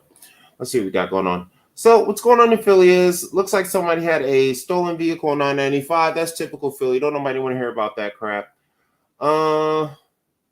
Somebody wanted to crash. Joel Embiid has a $5.5 million penthouse. I guess we somehow slipped into the sports segment. Let's see if they speak on this. I think they are. At Domino's, we believe nothing should get in the way of hot pizza. That's why we're plowing unplowed roads across the country. So that commercial's done. So he basically's got a $5.5 million thing. I'm gonna see if they got a quick story on it. Shout out to these characters for doing their thing. Channel 6, ABC. Shout out to ABC. Hopefully they'll be nice to me. $1 million laying around. Our MVP, Joel Embiid. His Society Hill condo is up for grabs, and the features and the views will blow you away. This condo on the 100 block of Walnut Street in Society Hill is, of course, the penthouse. The brokerage with this listing is Sirhan, Pennsylvania, and you can lounge amidst the Center City skyline while taking a dip in the rooftop pool. This is a beautiful shot of his teardrop chandelier. Taking a look at that immaculate white kitchen with a waterfall style center marble island there. Floor to ceiling views here. Take a look at that wall of windows. And let's talk about some marble, guys. Look at the master bath. This is the dining area. He shares this home with his wife, Anna DePaula. They also have a young son as well. They probably need So to when we move to a take a more look at all family-oriented of home. this, we're hoping, Makes at least sense. I'm hoping, that it just means that they've grown out of their two-bedroom Yeah, they're ready for a condo, family and that style they need a situation. little Something bit outside the more city room too. You for don't want to raise your himself, the kids outside the city. missus, and the baby boy, maybe another on the way. Oh, I that's just hope cute. You want to Joel be doesn't want to go selling anywhere, this essentially. ridiculously expensive home. I don't care how much money I get. I ain't spending $5 million on that shit. I spend $5 million. It's gonna be land in like South Carolina where I'm digging like underground caves and shit. Like I'm like on some letting the United States government do what they do to people to drill caves. If you get what I'm saying, right? That's what I would do. Like I ain't wasting no $5 million on that. I'm gonna buy some land. I'm gonna buy an abandoned town. Did you know there are abandoned towns around this country from anywhere from $75,000 to about $400,000? You can buy your own town, have your own city with your own law and rules in America today and in other places around the world. My plan when I get rich, as I live extremely long, I'll be like a vampire. I'm going to use my money and all the things I build up to buy one of these abandoned towns. And from the ground up, I'm going to build my own town with my own rules. If nobody else is going to build Black Wall Street, I'll start it with my goddamn self. So that's my plan. I don't know what you guys are going to do with your money. You go ahead and buy shitty cars and things that depreciate. I want a lot of dirt that I can dig in, build on, and shoot somebody if they come on it. You better get off Mr. Anthony's property. Come around here, boy. That's right. Blow your toes off. That's what I'll do, son. But check that out. And that's what I would do with my $5.5 million. He's an idiot. But anyway, he's an NBA player. And did you know that 70% of NBA players go broke 3 years after their career's over? Yeah. Not generational money because they all blow it. Only 30% of them keep it. And it's the same thing with most professional athletes, by the way. No, baseball players, I don't know. But I'm not going to get into that race issue. Not today. Next story. Some guys doing more terrible stuff. They open up a new school. That's cute. Oh yeah. So we got a new mayor in Philadelphia. It's a sister. She's shouting out Martin Luther King. So let's see what she got to say here. Check our new. Her name is Miss Sherelle Parker. Domino's new She's getting pepperoni her stuffed first cheesy official bread day is the in best thing office, and, since wants bacon to and make some jalapeno big stuffed plans. cheesy bread. Some people are excited about it. Original stuffed cheesy bread. Get Strangely Domino's enough, new even though I pepperoni think my stuffed cheesy family and bread them or voted any for other it, two my or more family mix was and kind of match bad items for mouthing just it. $6.99 Very each interesting. at Domino's. Yet Well, it's Philadelphia you think Mayor they'd be going Sherelle happy. Parker's first official day in office, I see. and one of her first orders of business included plans to make the upcoming Martin Luther King Day of Service the biggest yet. Alicia Vitarelli has more from the big announcement at Girard College. Gotta brag This a little is bit. the first. I used to be in AmeriCorps for 2 years. I used to work in elementary schools. I used to work in Morrison Elementary at 3rd and Duncannon in Philadelphia. We had 1,500 kids, students, 75% welfare. And I had to do the classes for the kids with the helmets, if you get what I'm saying. Yeah, I had to deal with them for 2 years. I also had all the kids with the reading problems, and I fixed a couple of them. And I was one of the only people in a building full of everybody that could check the wraparound bad kids that people chase and put on Adderall. I was the only person they would listen to. I didn't need no pills, and even though I wanted to hurt them, I couldn't, but I was really good at scaring. So that was my thing. Great teacher, by the way. So basically, I used to be in AmeriCorps, and we used to do Martin Luther King Day. And we said it's a day on instead of a day off. So guys, remember that on Martin Luther King Day, MLK Day. I'm going to put the phrase in, a day on instead of a day off.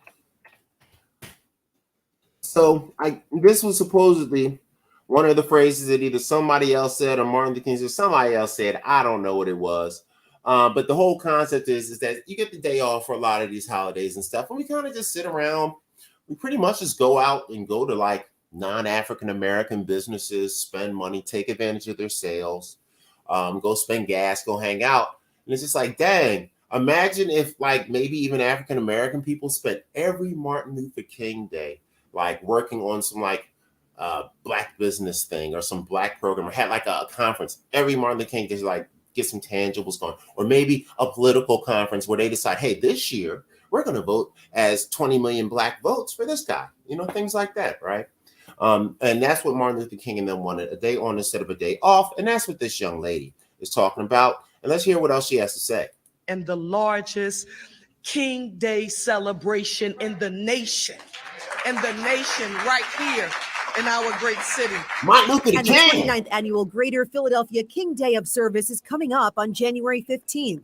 Mayor Sherelle Parker recalls one of her favorite Dr. King speeches. It is called the Drum Major Instinct. And in the Drum Major Instinct, Dr. King talks about this innate desire that is in all human beings to, in essence, act as the drum major, right? To be out front, to be acknowledged, and to be recognized for what we do. And that's what Mayor Parker hopes we'll all do on January 15th in Dr. King's memory, turning community concerns into citizen action. Girard College will serve as the region's signature project site for the 15th consecutive year.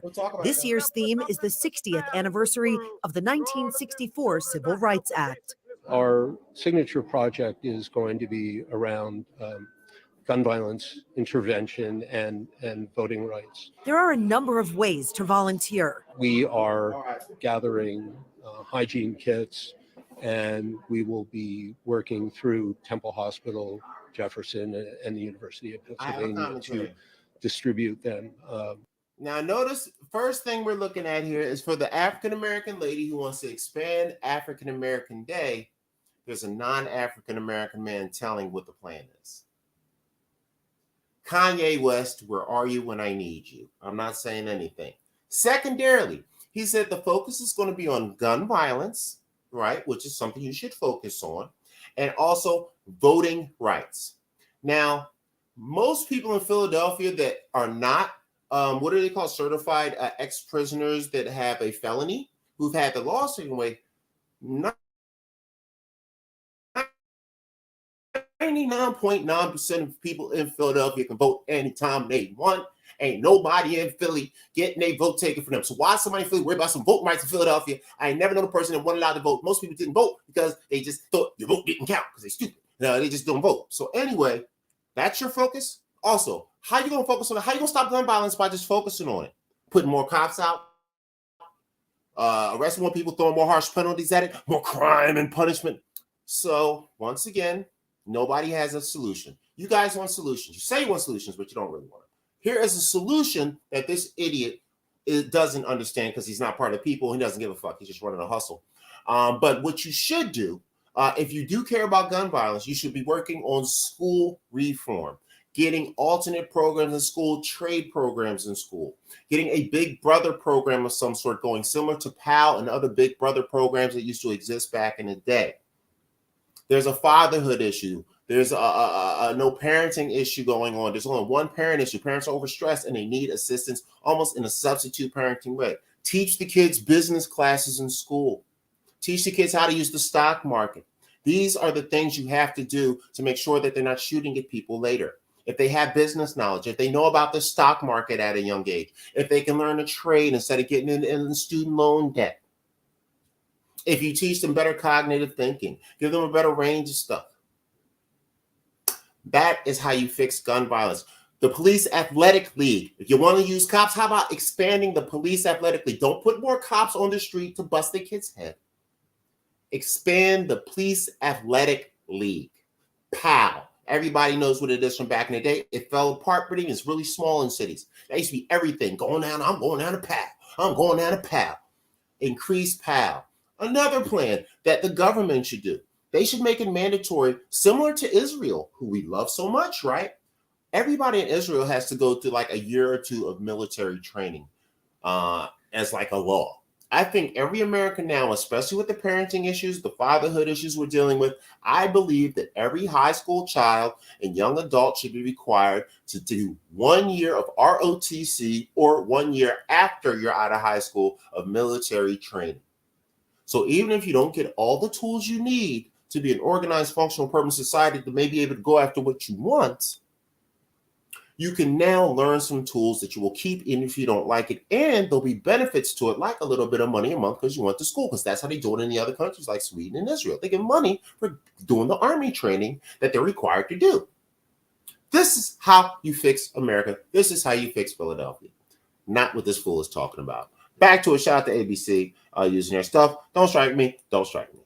When gun violence patients from area Yeah, that's what I said. I should play my strike. And today, Mayor Parker also presented the annual King Day of Service Harris Wolford Active Citizenship Award to Ed Hazuri, the chairman of Hazuri and Associates, for his work to support civic engagement. Alicia Vitarelli, Channel 6, Action News. Yeah, it's always a great day around the city. Yeah, it look is. forward to it. Freaking really. Patch frozen. Freaking really.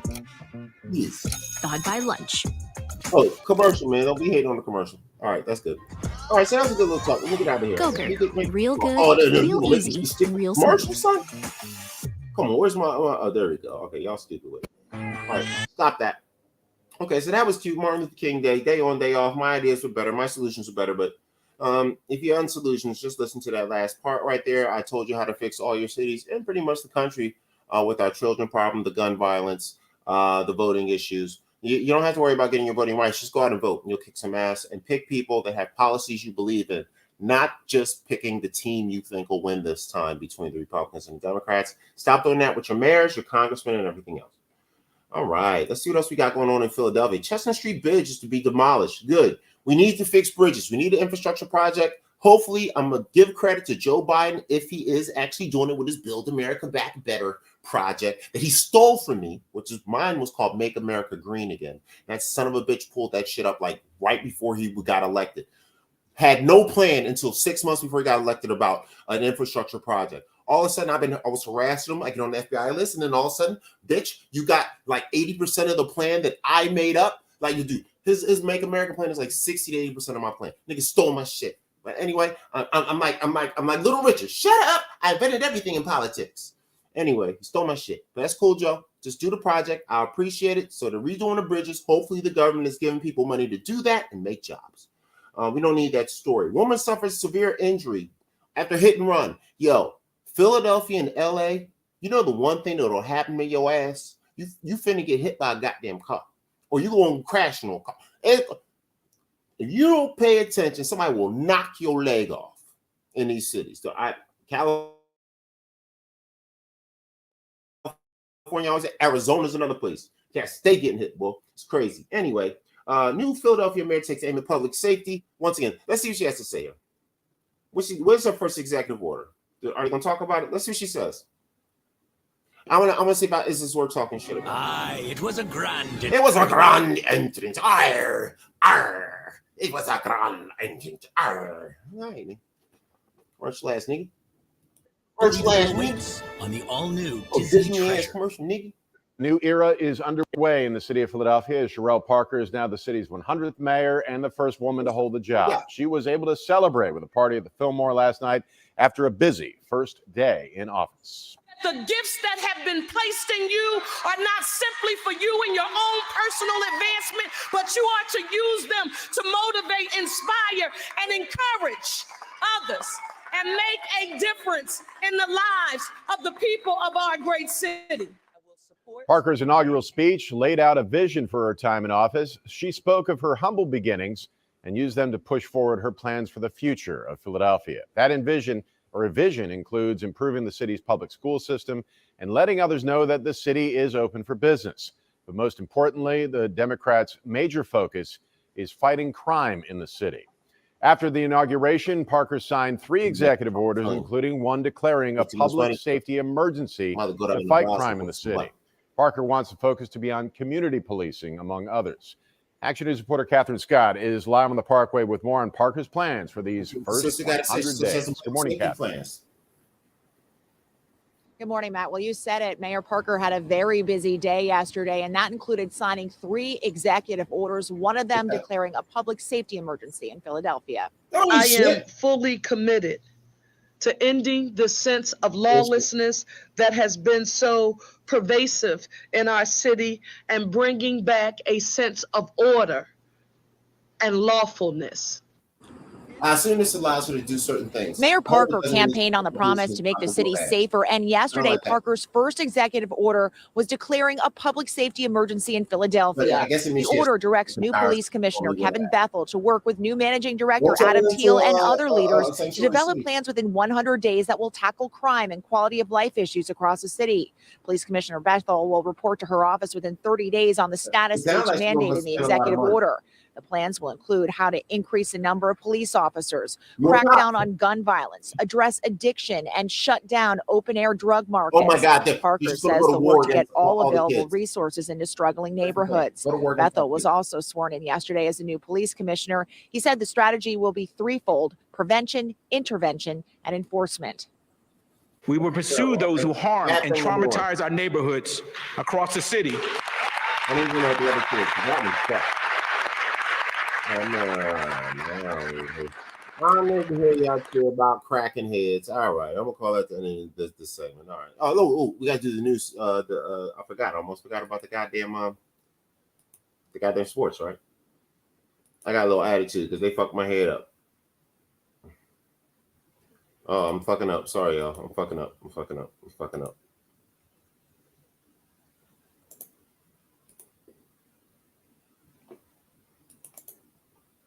up. Let me see. Let me find a fluffy story. Let me not finish on a bad note. I had a little attitude there. Let me finish on a good note. Let me see if we got a good story. But I don't like that public emergency bullshit. Let's see what else we got. Let's find something nice. Oh, I was just driving through the Italian market when I'm home. We're gonna close our Philly story on this, and we're gonna do the Philadelphia news. Sports. Now, I just was driving by. I made a video. I was going for a Philly tour. I just haven't edited it yet. I'm gonna put that up on my social media. It's my tour of Philadelphia.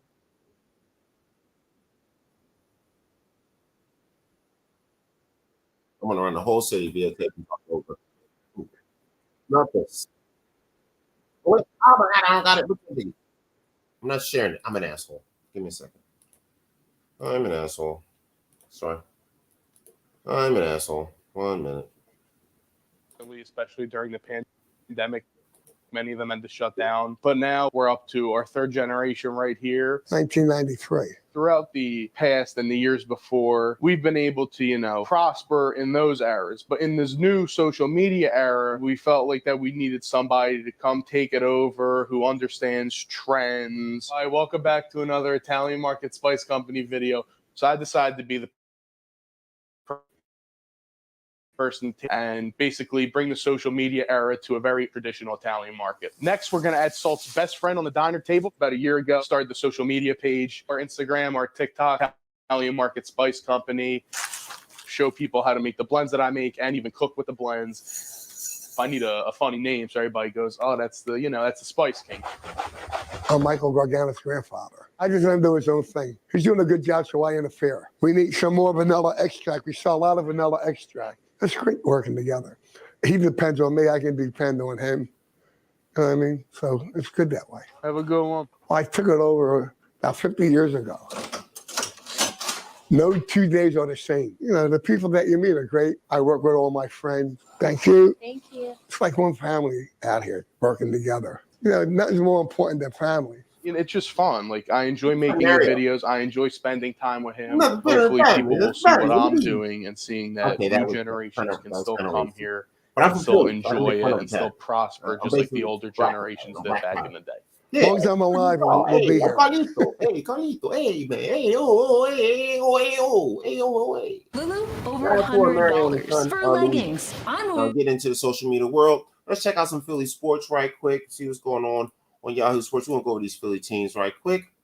I don't have any guests, so I'm going to go into our Philadelphia bioethics with Miss Nancy Walker, and then we'll come back. So we'll take a little break, and then we'll come back with that, and then we'll take a break, and then we'll come back with the final segments. Actually, I think I'm gonna make that. So we're gonna do this news. Actually, you know what? Let's take a 5-minute break and come back, and then do the Philly news sports segment. I already did the news for a while. I'm still trying to mess. God, I need an assistant like a motherfucker. But anyway, till then, one moment. Stink butts. We'll play a comedy skit.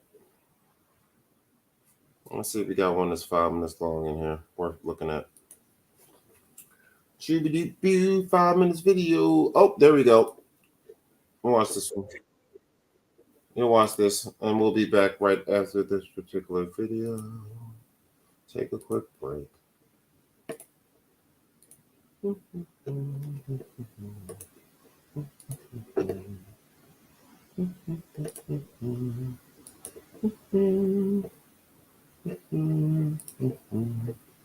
Of Paris, police officers gunned down in cold blood. Journalists murdered. This is nonsense. I can't stand this any longer. Look at you, peasant of a woman. Explain yourself, young We man. should be out there, mother. You have sheltered us from this world for too long. It is time for this world to be sheltered from us. Maybe we should just save the world on another week. No. You can kill that noise because I'm ready. Fuck it. My get-up's tailored, my character flaws are flexed, and wait till you guys hear my many catchphrases. That's the team spirit, Tri-Fi. It's settled. We leave for our mission at once. Yeah. Fuck you, Mom! Fuck you! Meet back here in 10 minutes.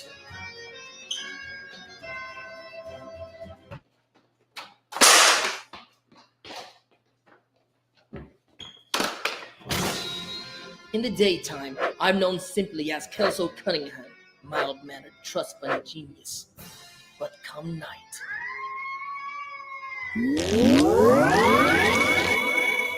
I become Earth's most powerful creature with my hands of lightning. That's right. My paws can reach the voltage of 4 AAA batteries at certain altitudes. I guess you can say I light it up. Durakill! Oh, hey, it's Max. You think they're cute, cuddly, sometimes ferocious, but do you know what they're saying? Well, guess what? I do, bitch.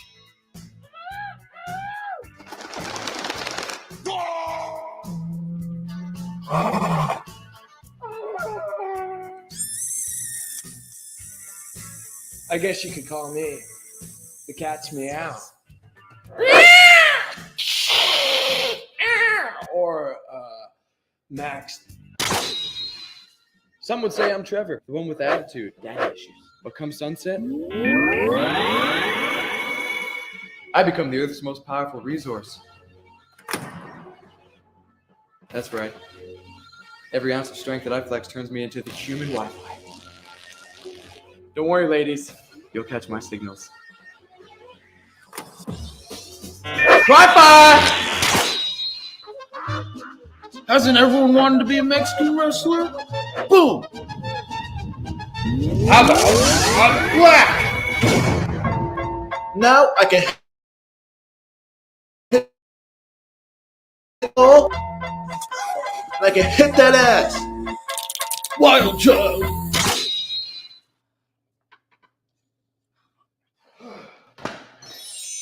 Fuck, that took like an hour. Sorry, dear cow. For both of us. Don't worry. You'll see our glory before you see us next. You boys really think you're ready? Oh, we know we're ready. We're off to some small, poor country. Let's go! Hey, wait. None of us can drive. I already requested an Uber. Good work, Tri-Fi. What kind of vehicle? Hopefully Chevrolet Suburban. Last time we had a Tesla, it was pretty cramped. It's all going on Mom's card anyway. Oh, the Suburban. We're off! Boys, bad guys out there today are firing off like 1,000 rounds a second. That means you're fucked. If we die, we shall die together.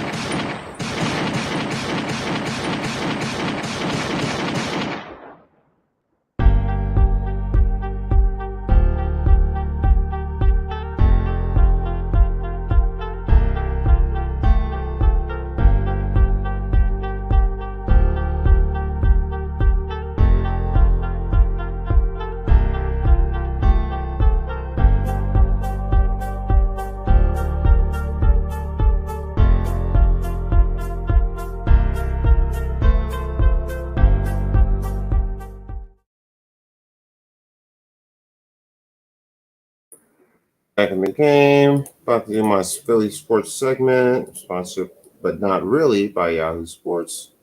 Shout out to them. Actually, sports.yahoo.com, I guess is what it really says. And of course, you want to check out all the original videos and stuff about sports on their pages.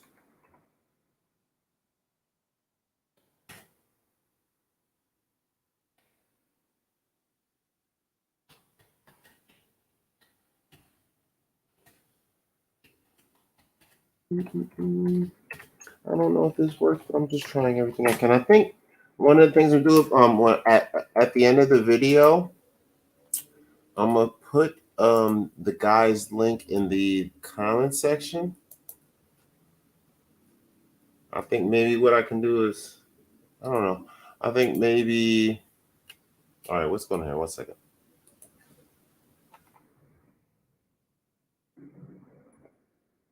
I think I might, what I might do is preemptively review my videos for like some of my other stuff and make sure I put it in my original comment thing here. So I kind of look it up very last minute. Maybe that'll stop me from, maybe that'll help me in future for using like other people with big pages stuff. But luckily the news channels have been very cool. So we're gonna back this up, pause it. Saying that. Let's see what the Eagles are talking shit about.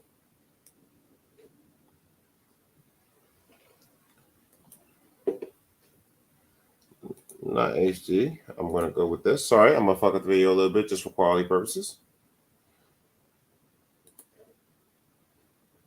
Approach life. Okay. No, fuck. Marijuana shit, stupid fucking shit. Being an asshole.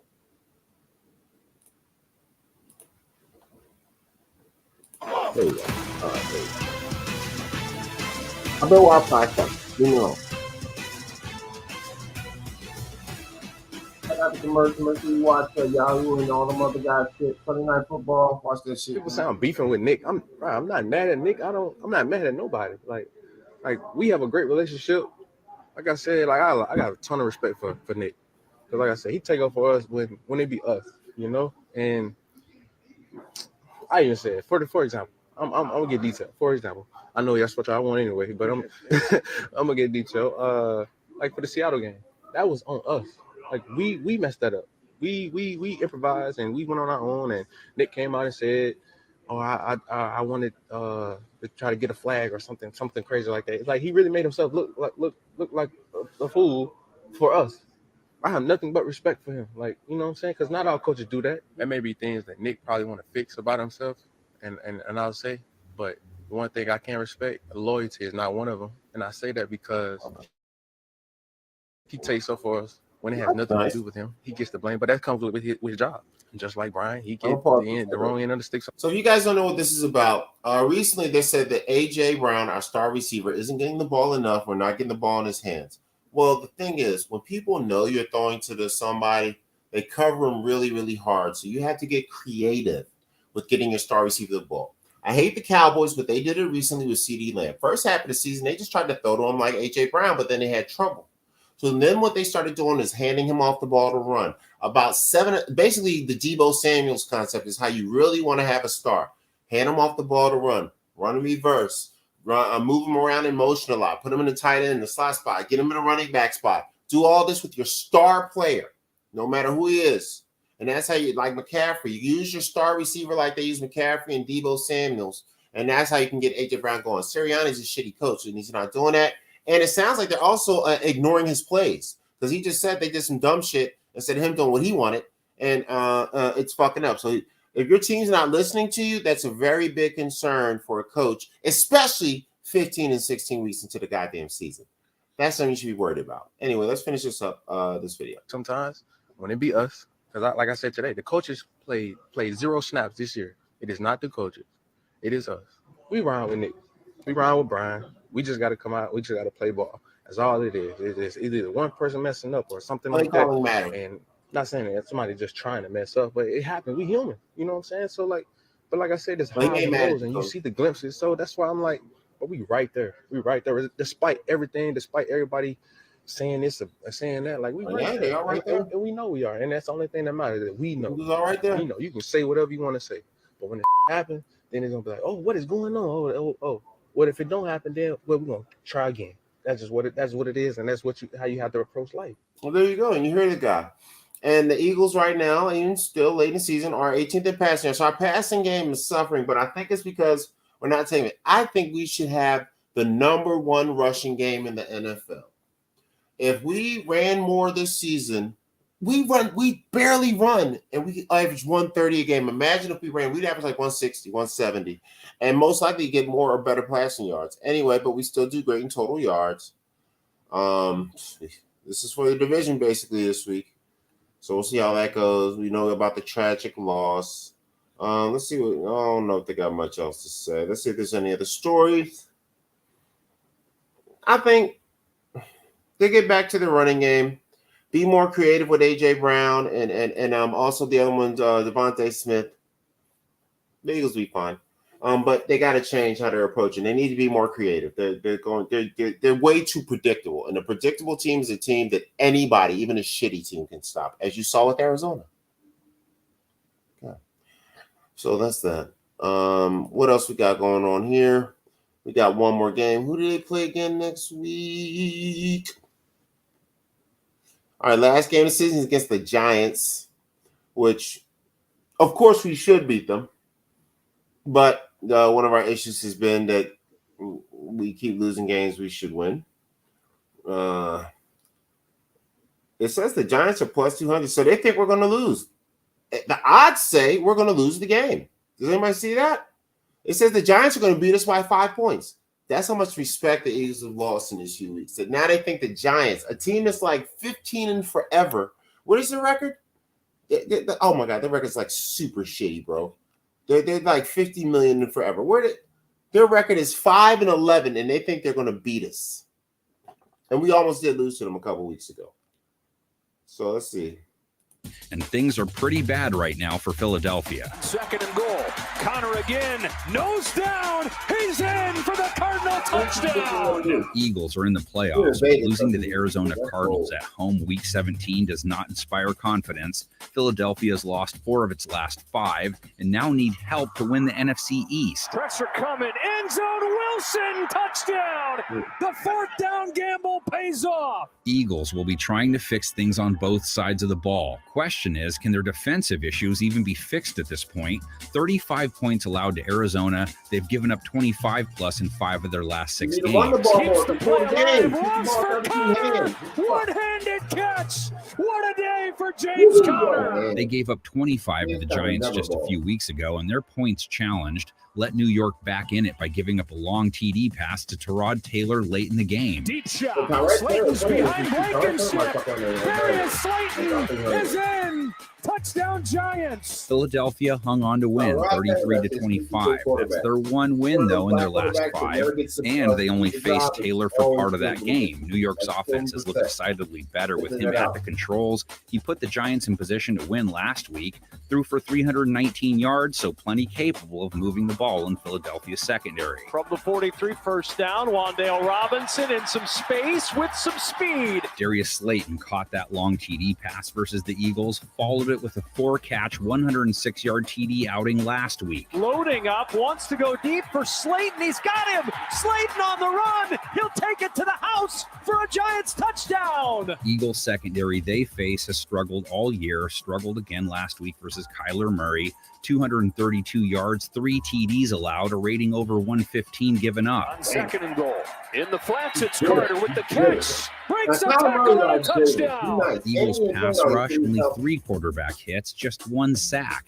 Philadelphia's run defense also comes in rattled. 128 yards allowed to James Conner on 4.9 a carry, a touchdown. Gave up 8.7 a run to Michael Carter, too, 61 yards. Carter with a cutback. Michael Carter's inside the 15, down to the 5, and it's first and goal. Now they face Saquon again. Barkley only ran for 39 yards last week, but he's sitting on 916 for the season, so he has incentive to hit 1,000. That would be his 4th 1,000-yard year. Up the middle, it's Saquon Barkley back on the field, and a good run. Then there's the Eagles' offense. 24 points scored last week. The defense had a pick six. Jalen Hurts did throw 3 TD passes and had a rating near 120. Hurts back in the end zone. It's a touchdown. It's Julio Jones. Only 167 yards, but that's because their offense spent a lot of time on the sideline. Still, it was Hurts' best passing outing in a while. He had been on a 6-game streak without a 100-plus rate, so he at least partially turned things around. Hurts pulls and has Dallas Goedert. Dallas Goedert down the side. Let me stop this shit, because you know how motherfuckers be hating and YouTube be trying to shut them on. I'm going to stop this shit. You know, I'm talking over in this small, and I got my logos, and I'm giving credit, and I say where to find the original videos and the shit. You know, original video right here. Original videos can be found at sports.yahoo.com. I will also attempt, you know, matter of fact, I'm going to put that motherfucker in this shit right now. Let me see. I'm putting that shit in the bitch right now. Fuck that. Fuck that. Hold up. Give me a second, niggas.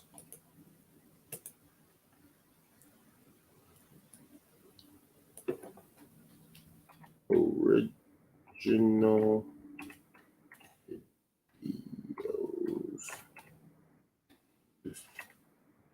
during show.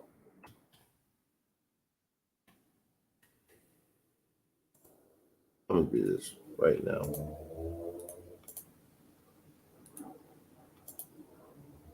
I'm gonna keep this as a steady thing from now on. I'm really trying to figure out this fair use thing. My show's already whack. I mean, that's I need is to violate rules, but I'm gonna figure this shit the fuck out, guys. I'm gonna figure this shit out here, and I'm gonna come in the space. Time out, guys. Give me a second. I'm working on some shit.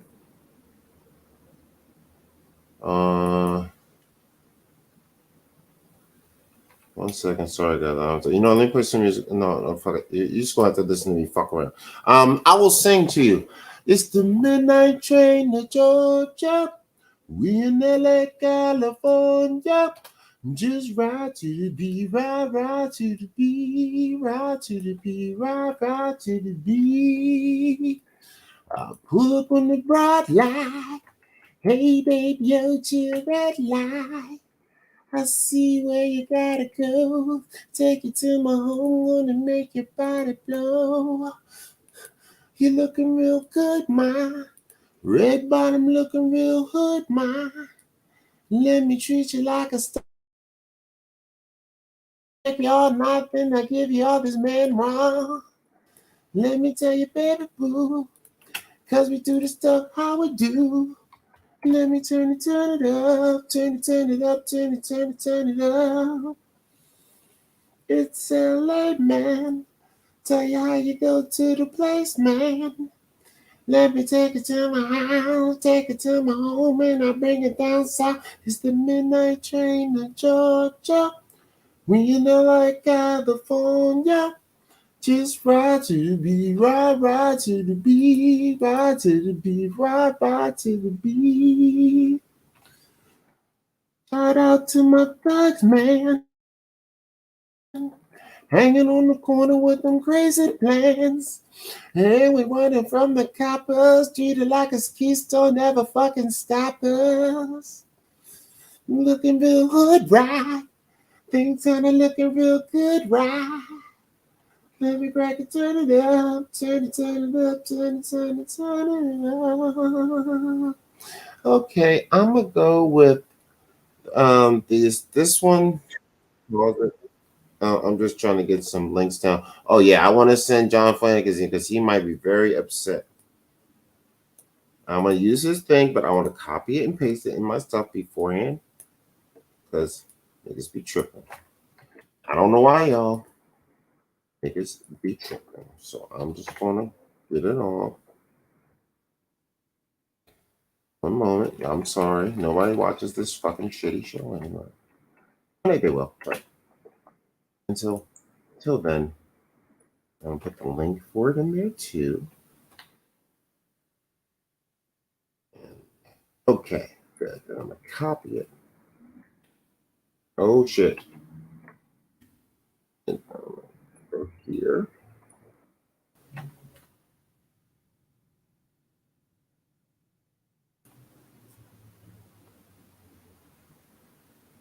Oh, too many unique characters. 1 second, guys. I'm sorry. I don't. I'm gonna do another acapella. I surface to the world as the third of a man and second of a woman. Economy is booming.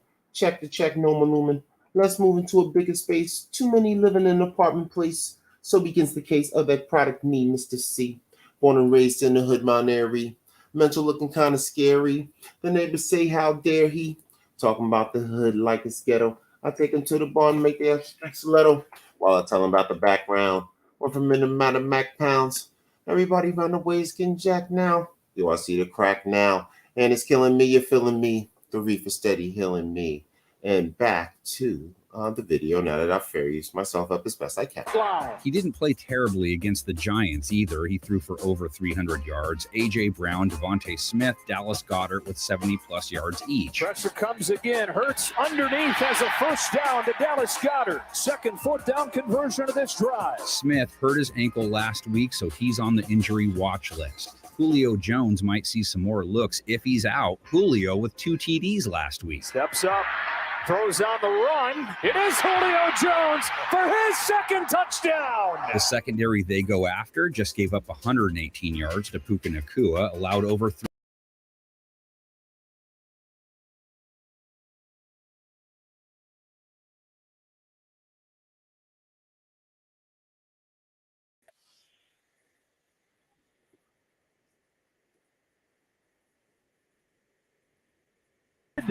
He airmailed it past Robinson, and Dane Belton having a day. Giants did give up 4.4 a run to Kyron Williams and 3 touchdowns. They've given up 4.7 a run to ball carriers. Overall, only one team has allowed more. Williams, first to speed, into the secondary. He's gone for a Rams touchdown. Philadelphia's run game, led by DeAndre Swift, already over 1,000 yards for the year.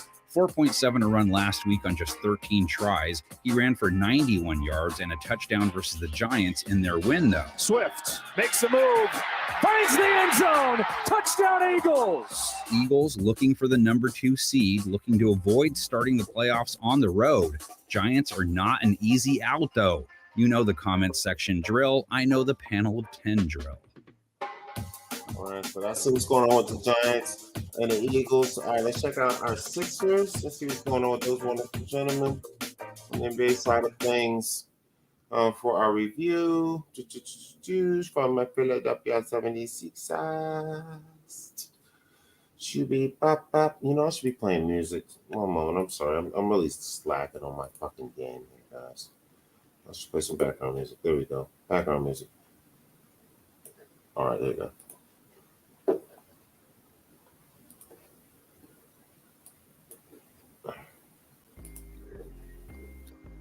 All right, there you go.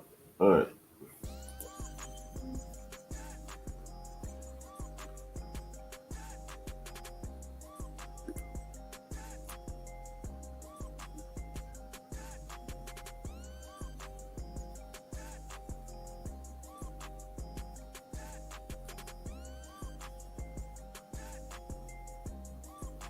All right, so the Sixers is pretty much more of a report scenario.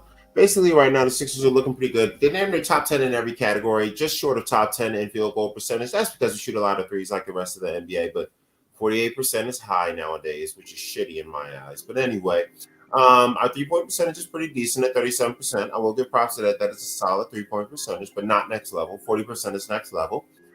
We are second in points per game, which is impressive. We're doing very good, and we are top 6 in rebounds. Clearly balling. Second in the Atlantic standings, and on kicking good butt. About to play the Knickerbockers, who got a fresh new trade on Friday. So we're going to see how this OG Anunoby trade and RJ Barrett and quickly being gone is going to have an effect on that particular contest.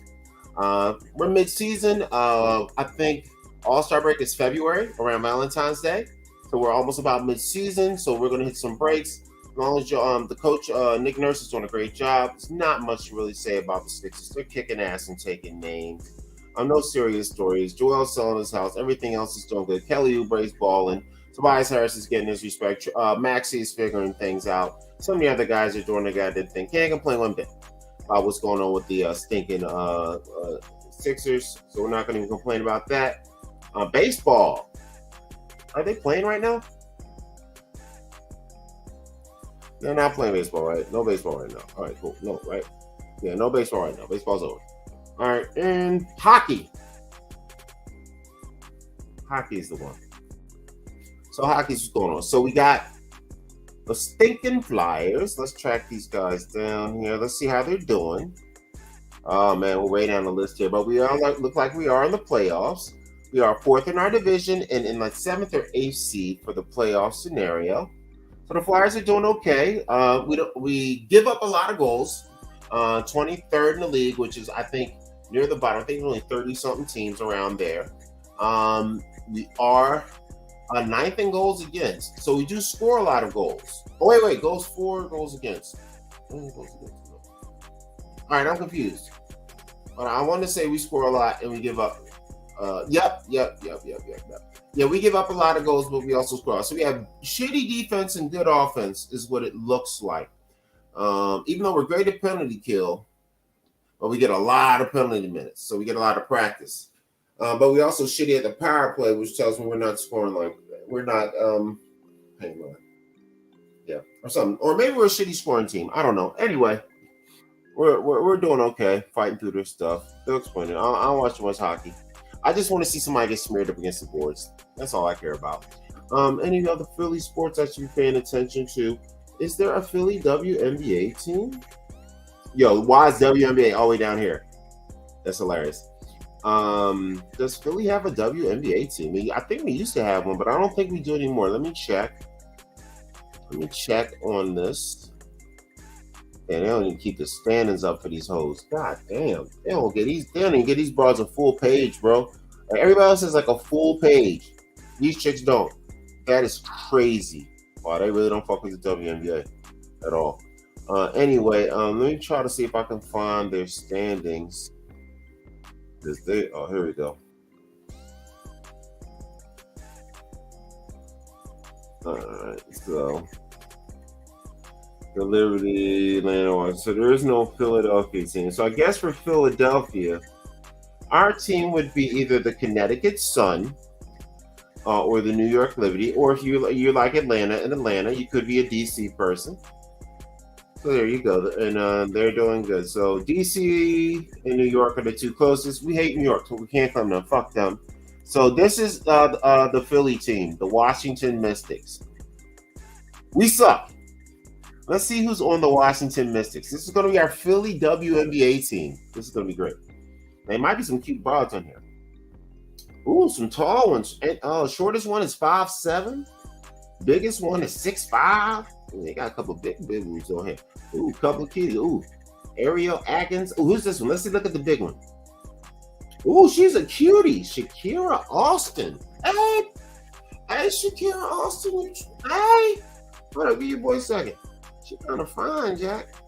6'5", 190. Hello, VA. What's happening, boo? Cutie.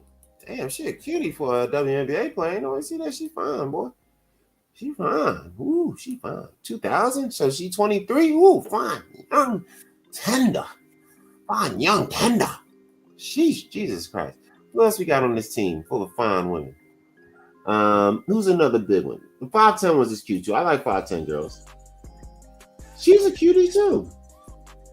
They got a bunch of cuties. You know, WNBA does not do a good job of promoting the attractive women on the United team. Does suck. So that's a factor.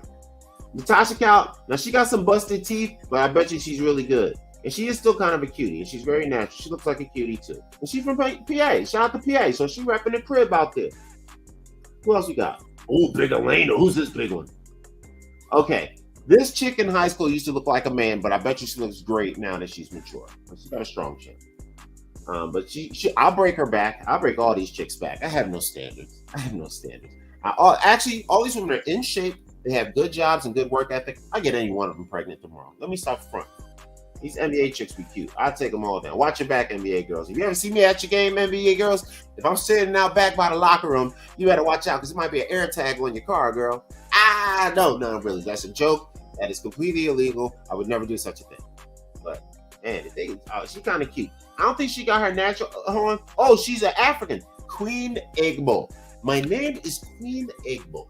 I am a large African 6'4" woman, and I will have linebacker-sized babies for you. Queen Egbo from the Washington Mystics. This is the Philly WNBA team, which is the Washington Mystics technically. They got a couple cuties. I'm gonna go through the rest of the squad. I actually like looking at. I'm about to start going to WNBA games. Grab me a wife up in that joint. Ooh, who's this one? Look. Oh, she's kind of cute. She need to do everything. She's got a good face, and she's a nice girl. 6'3". Ooh, big mama. Hey, girl, I'm 6'4". We can make a nice baby. Oh, she old head too. No, she's not. 91. She's still young. She's a veteran. She's nice though. She got game. Nice girl. Another cutie. Tiana Hawkins representing in the streets. Who else we got going on here? Ooh, who's this one? Oh, she's got a hyphenated name. Now, Maisha Ains Allen look like she can dunk. She only 6'1", but I bet you she can play real good. She probably got a nice body. She's still cute. She's not ugly. I think she has a very, like I said, the WNBA needs to do a better job of promoting the beauty of their players. They have a lot of potential that they don't take advantage of on these teams. Because even though you see a lot of the girls that are really good, they don't usually be the most beautiful women. But I can tell you, the majority of the team is pretty cute. Lee Meng, she a cutie. Well, how big is she? 6 feet? Oh, she a cute. 6 foot Asian joint? Oh, yeah, I break your back. 6 foot Asian joint. Lee Meng. Oh, yeah, Lee Meng. Watch your back, boo. China, hey. Hey, China, boo. Hey, China, Matt. Hey, China, boo. Oh, she a cutie? I break that down. Yeah, WNBA, you need to really promote the beauty of your women. I got some cuties. Who else we got? Oh, Brittany Sykes up tough. All right. So this is our first. Maybe she got a really nice body face. Okay. This is maybe she got a really nice body face if you're going to get with this one. All right. I ain't going to lie. I'm probably going to be using Brittany Sykes. What is with the Britneys? Actually, I think Brittany Griner is kind of cute. She just has the whole style that makes her in a deep voice. But if you look at Brittany Griner's face, she's a cutie. Now this Brittany Sykes. Okay, that's wrong, Carl. You wrong, Carl. But I don't mean it. I'm just teasing, girl. I bet you'll dunk on my bitch ass. That's the whole point. And if you can't, no, you won't, because I'll just foul you. I'm a hack. Oh, you 5'9"? You ain't dunking on shit. I'll foul the shit out of your little fast ass. But Brittany Sykes. But I'm sure she has a great body. At 5'9", 154, she probably thick as hell. Actually, she probably got a banging ass body. Shout out to Brittany Sykes. She's probably a butterface. You mean everything look good but her face. But her game is tight, and she's 5'9", so she probably got a dope ass body in the WNBA. How old is she? 94. Oh, she's fairly young too. Yeah, she's probably a great looking sister. Good baby making tool. Just cover the baby's face after birth. That's what I would do. Let's look at some more of these cute WNBA players, and some of them aren't. But the WNBA play I've seen 60% of this team has been cute. She wasn't so great, but 60% of the team. Okay, we got another one. She's not bad, but she has no female styling. She needs a stylist. Chrissy Tolliver needs a stylist. I'm not even going to tease Chrissy. 5'7", yeah, you too short. But I bet you at 5'7", 130 pounds, Chrissy Tolliver got a badonk. She probably make a nice baby. Anyway, last person on the team that was going to represent Philadelphia is the WNBA because the Washington is the closest one, and we hate New York. Shatori Walker Kimbrough. Ooh. Her mother's a strong woman. She's from Pennsylvania, so they repping the crit. They got 2 Pennsylvanians on the squad. 5'10", 140. Ooh, little slim joint.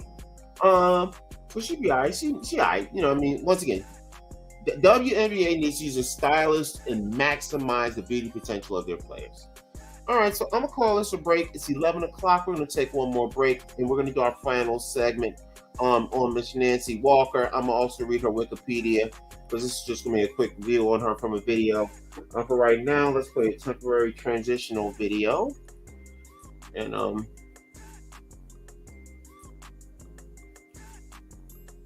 putting on my little stupid rap videos.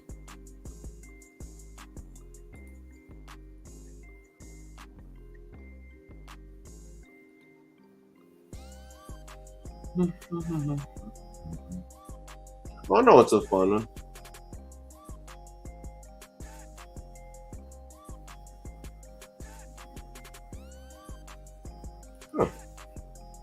Oh, let's see my shit. Oh, I know why, because most of them I got them on other people's pages. Sorry, guys.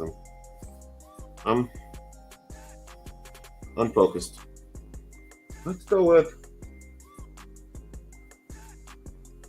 with Pull Up in the Whip as my transitional video before the next segment. This is one of my classic videos. Check it out. Yeah, this is one of my classic videos.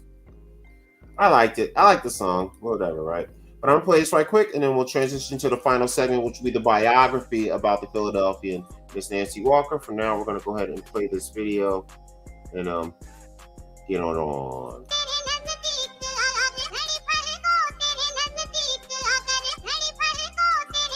Yo, pull up in the whip, baddest bitch on grip. Of course you hate it, use a bunch of faggots. Pull up in the whip, baddest bitch on grip. Of course you hate it, use a bunch of faggots. Out the car jumping, looking cool as hell. You pussy niggas fuck with me cause I be the hell. That be coming fire, hit you like a lighter. Smack you in your face, tell you that I'm sire. Be the God king, you better worry about me. Be the God's son, you better never doubt me. I bust some shots from the head, better run and get me. And take it back to the crib and have your sister hit me. On the tip of my nuts, be the place she's sagging. Don't worry about that bitch ass cause it's fucking dragging. Got that pussy wagging like a dog tail in the breeze. All you bitch niggas never do it when it's fucking easy. Baddest bitch on grip. Of course you hate it, use a bunch of faggots. Pull up in the whip, baddest bitch on grip. Of course you hate it, use a bunch of faggots. Of course you fucking hate it, you bitch fucking nigga. You hate real pussy and you hate real triggers. You never fucking popping, you never body dropping. You always acting in the corner, fucking steady wobbling like it's 80s, nigga. Nah, dog, it's 2000 something. You better get your shit right, cause the guns is bumping. Got my niggas jumping down the street and getting wild. They always serving fucking fiends in the street style. You better worry about it, cause it's coming to your house. We take it like the niggas take that coke down south. But don't worry about it, we always scream and shout it. I always do it for the rowdy niggas, never doubt it. Pull up in the whip, baddest bitch on grip. Of course you hate it, use a bunch of faggots. Pull up in the whip, baddest bitch on grip. Of course you hate it, use a bunch of faggots. I get a fucking car and I look around. I see pussy niggas that be getting down. Fucking spending money on these hard bitches coming to the street and giving bread like you want. Bitches serious, kind of about to get ready. Mrs. coming, all my niggas on the street and steady running every kind of scared. What the fucking government is doing? Always fucking hit my people, got them steady screwing. Living like the Jews in the oldies, they wow. Got fucking wild shit doing right now. Get it down for the people running to the God. Worry about my babies in the street living hard. Yeah. Yeah. Yeah. Yeah. Yo, pull up in the whip, baddest bitch on grip. Of course you hate it, use a bunch of faggots. Pull up in the whip, baddest bitch on grip. Of course you hate it, use a bunch of faggots.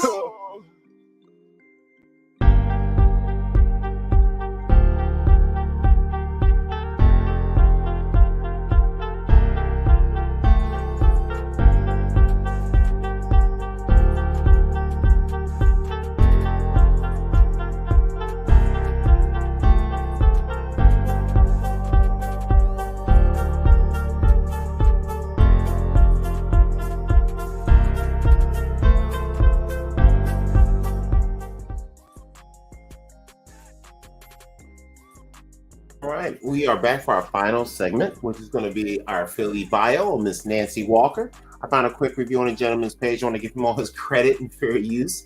I also make sure I put it in the comment section and things like that, and also in my content area. So hopefully it'll be compassionate. Again, original video will be located here, and also check out more videos on this channel, Mr. Sullivan.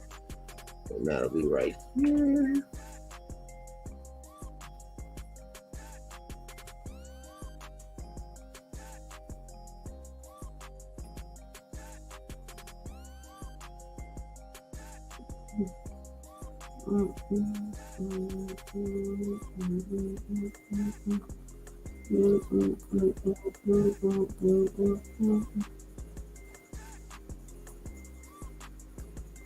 Movies and Broadway. But after battling lung cancer for 2 years, actress Nancy Walker died yesterday. She was 69. While she spent much of her career on the stage, it was her wisecracking routines on TV that people remember most. It is doubtful that anyone could have made as indelible an impression playing Valerie Harper's mom, Ida Morgenstern, as Nancy Walker. Congratulations, Mom. You won again. What's to win? It's family. Love. It's guilt. Same thing. From a recurring role on The Mary Tyler Moore Show, Walker went on to work on Harper's spinoff, Rhoda. That was just one highlight of a career that began at the age of 10 months when she crawled on stage during her mom's vaudeville act. She hit New York as a 19-year-old comedian and was in the stage and film versions of Best Foot Forward, and she also appeared in Girl Crazy. Say, miss. Oh, it's a talkie. Were you looking for someone? I'm just a blind date who's awful lonesome. So if there's a guy named Green on the premises, I'd like to have him.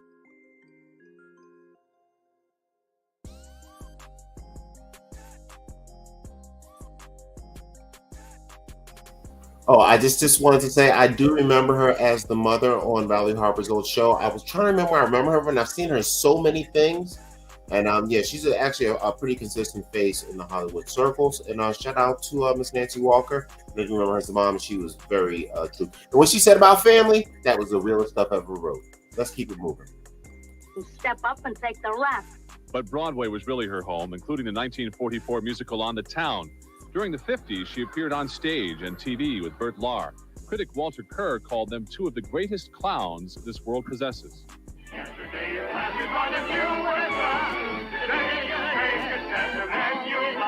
She co-starred in Macmillan and Wife.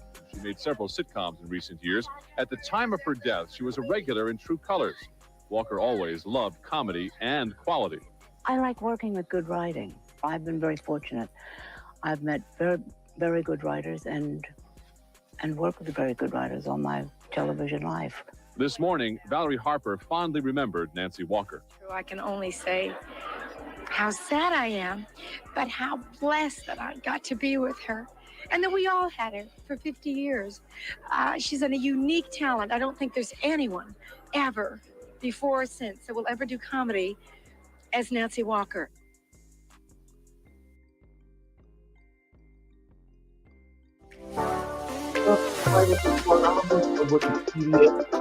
Because she did it all. We'll have much TV, about her movies, on here, Broadway. bios and stuff. So I'm gonna do a quick bio, a read of her wiki, and then we're gonna get out of here for the show and call it a My Part of Town, a podcast show in the books. Here she is. Let's share this. I can make this one a little bit bigger. I'm gonna do a quick read of this and use my best news reporter / sarcastic asshole voice, and I'll see what I can do here. Nobody cares about the Wikipedia link. That shit doesn't fucking matter. I'll click on her name. Right click. Sorry guys. Go while we fly. Oh, there we go. Good enough. All right, let's check this out. See what we got going on here. So, Miss Nancy Walker, born Anna Myrtle Sawyer, not Sawyer, but Sawyer. Like, I swore you came to my house and stole something. I swore you came to my house and stole something there. I swore you. Anyway, she was born May 10th, 1922, and passed away on the 25th of May. She passed away near the same time in 1992. When I graduated high school, she was an American actress, comedian on stage, screen, and television. She was also in film and television director, leading to her talents to the Mary Tyler Moore Show, in which she also made several guest appearances during her 5-decade-long career. I am 48. She performed as long as I was alive and even longer. She may be best remembered for her long-running roles as Mildred on Macmillan and Wife. Let's look at the picture. There is no picture. Oh, that show started on September. Did I say September? Oh my God. That show aired on September 17th. All TV shows start in the fall on my birthday usually. September 17th is my birthday. Don't you guys steal it. I'll sue you all. Don't you steal my identification. Anyway, she also had a spin-off series from the Mary Tyler Moore Show that was called Rhonda, which I guess was a show about the mom. And I think you remember that also. Her early life, Walker was born in 1922 in Philadelphia, Pennsylvania, and the elder of two daughters of Dewey Bartow, and it says Nestor Stephen Sawyer. Oh, so his real name was Nestor Stephen Sawyer. I swore you done stole my name there, buddy. And Myrtle Fleming Lawler, a dancer. Hell yeah, I like dancers. Hell yeah. Anyway, she did say her mom was involved, but the couple wed in Manhattan in 1919. Walker and her father both stood at 4'11". He was a little dude, stroking the hell out of that dancer. Her younger sister was Betty Lou Bartow. Nice. Betty Lou, you better get downstairs, because I swore you done took something. They're like, no, my last name is Bartow, not Sawyer. I didn't say your last name. I said, I think you stole something. It's how it goes. Her acting career in 1937, Nan Bartow, as she went, Walker, appeared on the NBC radio programs Coast to Coast and Bustin' Our Barn. She made her Broadway debut in 1941, The Best Foot Forward. The role was provided, let me start again. The role provided Walker with her film debut when she signed a contract with Metro-Goldwyn-Mayer, which is a very big company back then and now. That's the Lion. Metro-Goldwyn-Mayer is the Lion that you see before movies. And she had a contract with them back in the 1943 film, and it was going to be with Lucille Ball. Oh, Lucy. Hey, Lucy. Hey, Lucy. I don't think that's it. Lucy. That's what it is. Anyway, she also appeared with Mickey Rooney and Judy Garland in the second film version of Girl Crazy in 1943. Her next film, Broadway Rhythm, which she had featured musical number back with Tommy Dorsey and his orchestra. Milkman, Keep the Bottles Quiet. Oh my God, Milkman, Keep the Bottles Quiet is about the milkman coming in the goddamn house to not wake up the baby to have sex with the woman. Oh my God. I ain't said nothing. I didn't say nothing. Anyway, after that, it ended her contract. They was like, all right, you fucking a milkman, shorty. We got to end this contract. Her dry comic delivery enabled her to continue acting throughout the 40s and the 50s, originating roles Hildy Esternazi, I Can Cook Too, On the Town in 1944, Yetta Samovar and Barefoot Boy and Cheek in 1947, Lily Malloy, Look at Ma, I'm Dancing in 1948 on Broadway. Most actors had to do Broadway acting and stuff to be truly respected. She was nominated for a Tony Award in 1956 for her work in the musical review of Phoenix 55, and again in 1960 for her performance in Do Re Mi, opposite Phil Silvers. Walker also starred in the short-lived Broadway musical comedy Copper and Brass. In 1957, she appeared in 1958 in New York in the City Center production of Wonderful Town. For the early 70s revival of The Funny Thing Happened in The Way of the Forum, she appeared again in The Opposite of Silvers, playing the character Domina. Owing her television contractual responsibilities. So she was owing to her television contractual responsibilities. She was unable to transfer to the show to Broadway. So back in the day, TV, film, or Broadway would sign you, and you couldn't do one or the other. It did not become popular until cable and the internet came through, and cable started doing TV shows, and then movie actors would do TV shows on cable. Then it was okay to do shows like 30 Rock, where famous actors like Alec Baldwin. But up until then, Alec Baldwin would never did a TV show because that meant your career was over. You only went to TV. That was the original Dancing with the Stars. Television was the original Dancing with the Stars. When your career was over, you went into television. First you did Broadway, then you either did television or film. You did not get both. And anybody could transfer was amazing. And best you could do is go from TV to film, but you could not go from film to TV. That's a fail. So don't get worried about that. What else we got going on here? She had musical appearances. Something called I Hate Men. So obviously she made this yesterday. Something with Sid Bass. I'm gonna wash that man right out of my hair. Okay, I heard you. And You Intimidate Me So. You imitate me so, whatever that is. Cover featured Walker humorously sticking male dolls with pins. Was she's one of the first feminists. Big deal, right? Dozens of television guest appearances, blah, blah, blah, blah, blah. Is this a lot to read? Let me look at the rest of this. Okay, this is a fucking lot. Let's read some of her other stuff. So she did a lot of cool shit in the acting world. Was on every kind of show. You've seen her in a million places. That's what I'm gonna round that up with. She did some directing also. She did pass from cancer in 92. She was 69 in Studio City, where they do film all the porns. So they might have had sex as they did her. I'm sorry, that's not funny. R.I.P. to this woman. She's a great talent. I should not disrespect her history like that. Personal life. She was married twice, had a couple husbands, even though she hated them and whatnot. That's funny. She's remarried, blah, blah, blah. She also was close to some nigga named Montgomery. And then she was a Democrat and supported Ada Stevens' campaign during the 50 presidential. She supported one of the first She was a Democrat. Oh, he's a dude. I thought it was a girl. Anyway, she's a bunch of good shit. A million great shows all the way down the list. Fantasy Island, Trapper John MD, Golden Girls. She had her own The Nancy Walker Show for a year. Newhart, Columbo, True Colors. And that was her last thing she was in, was True Colors and whatnot. And she was a great actress, a Philadelphia legend. And I want to thank her for her service. RIP to her, and thanks for her family for doing all they did. And I'm going to call that the end of the show. I always like to end on even times. It's 14 minutes left. I'm going to pick a video and play that. This show is over, though, so I'm going to get my final words. Thank you guys for watching. Now, later in replays, like, dislike, or make a crazy comment. If you ever do know me personally, hit me up. You can definitely come on the show, get an interview. I do a 30, 45-minute interview. You can cut it, use it for your own purposes, and actually all kind of great things because I'm a fantastic interviewer if you've seen our other videos. Anyway, thanks for watching the My Part of Town podcast. I'm from Philadelphia, but I'm living in Los Angeles, and I love it here. Get some sunshine on your face, and always remember these things. Love is good.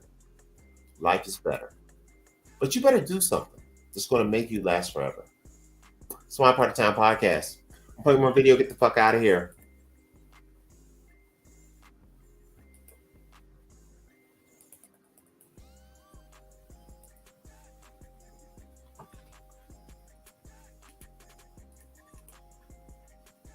We need something 15 minutes long.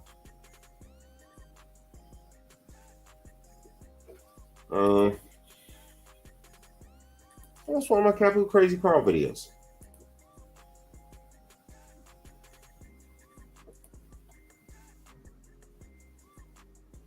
I have 13 minutes left. 13 minutes. First one I see this 12 minutes I'm picking.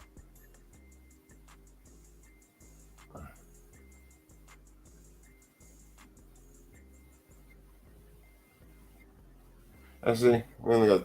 I'll see there. I'll pick this 10-minute one. This 10-minute one should fit. This is just my stuff. All right. Share.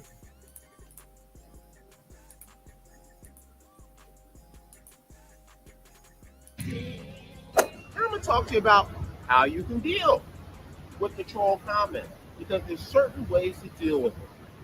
When I first got on the internet, I tried to rationalize with these people, or I would be triggered and I would just dive on, what'd you say? Mess you up, boy. Where you at? Pull up, right? No. Don't do it.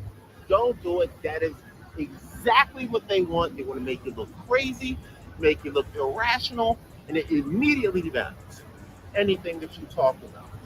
So this is how you respond to a troll. Check it out. So, when you get the troll comment, as mentioned, it's either going to be short and directly insulting, slightly intelligent with subliminal shots to disrespect you, or they're going to just flat out try to overwhelm you with information. Completely overwhelm you with information, which is a dead giveaway. They don't know what they're talking about. I'm going to teach you how to deal with it. So number one, when you get the direct insult comment from the troll, don't respond right back. Don't talk trash to them. Don't try to explain or go around their insult. What you do is stand on your point. Restate what you said.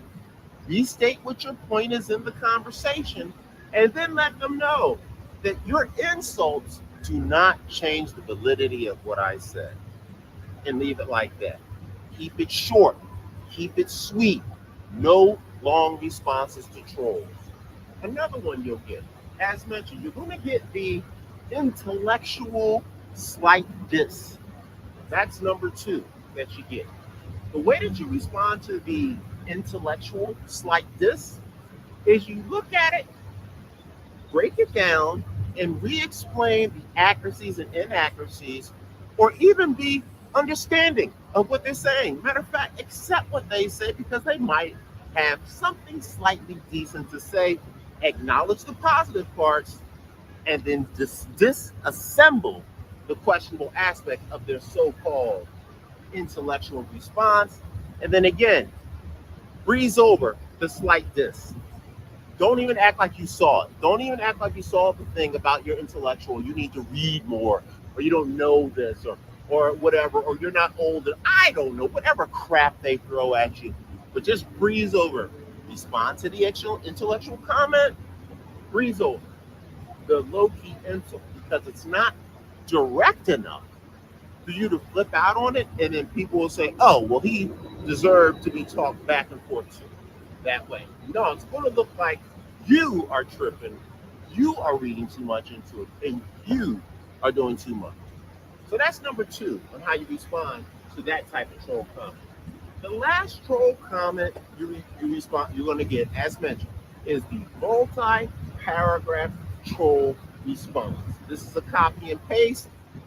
They're full of it, and this is how you respond to that. Now, once you see that, don't even read it. Don't even read it. Don't even read it. Just say, hey, stick to your point. Tell them to clarify this, and then ask them a direct, specific question. Don't leave it open to them to copy and paste a bunch of garbage. Now, ask them a direct, specific question to focus them back in on the conversation. Now, this is your first response to all of these answers. But I'm going to teach you something about trolls. You got to use 3 responses to properly destroy a troll. And here it is. As mentioned, I already explained the first responses. Keep it cool, keep it calm, and keep it short. Don't type in paragraphs. Don't explain a bunch of stuff. Maybe if you got a link, that's about it. And trust me, there's no point in putting a link. They're not going to go look at it, no matter what. I don't care how perfect the link is. Don't waste your time getting a link and sending it to them. Just respond, stick to your point, and keep it really short.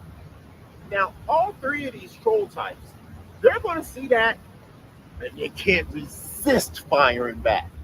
Now, what you will notice is troll comment number 2 is going to show up. They're going to respond to you. They're most likely going to be extremely dismissive of anything you said, and you're going to notice an intensification in their attitude. They're not going to just respond and let it fly. They're going to respond, and they're going to beef it up a little bit. They may even go as far to start to threaten you or claim things about you that do not exist or what they think is going on. This is when you know you got them right then. As soon as you see that second one, and they're like, now you responded normally, you responded respectfully, and then they're intensifying to start discrediting you in some sort of way. That's how you know you got it at that point. Now, once you get them, once again, respond back, stick to your point, stay to your topic, and keep it short. 1 or 2 lines, 1 or 2 sentences, nothing extra. Don't give them anything extra. Number 1, it's a waste of your time. Number 2, they're not going to read it, respond it, or pay attention to it. So after you give them that second one, once again, keep it short, stick to your point, don't give them anything to move around with. You're going to get a third comment. Trolls cannot make it past 3 comments without full troll exposure and whatnot. Now, when you get this third comment, what you can do is, and you can kind of do it in the second response, you can add your own subliminal diss. Nothing direct, nothing blatant, nothing assumptive, but just say something like, call a guy, call him son, or call a woman little girl, or something like, oh, drives him crazy and whatnot. Because you not only not acknowledged their initial dismissive attack, but you've now added a little bit of a pow to it. But don't do it enough that you're cursing, using foul language, and never curse back.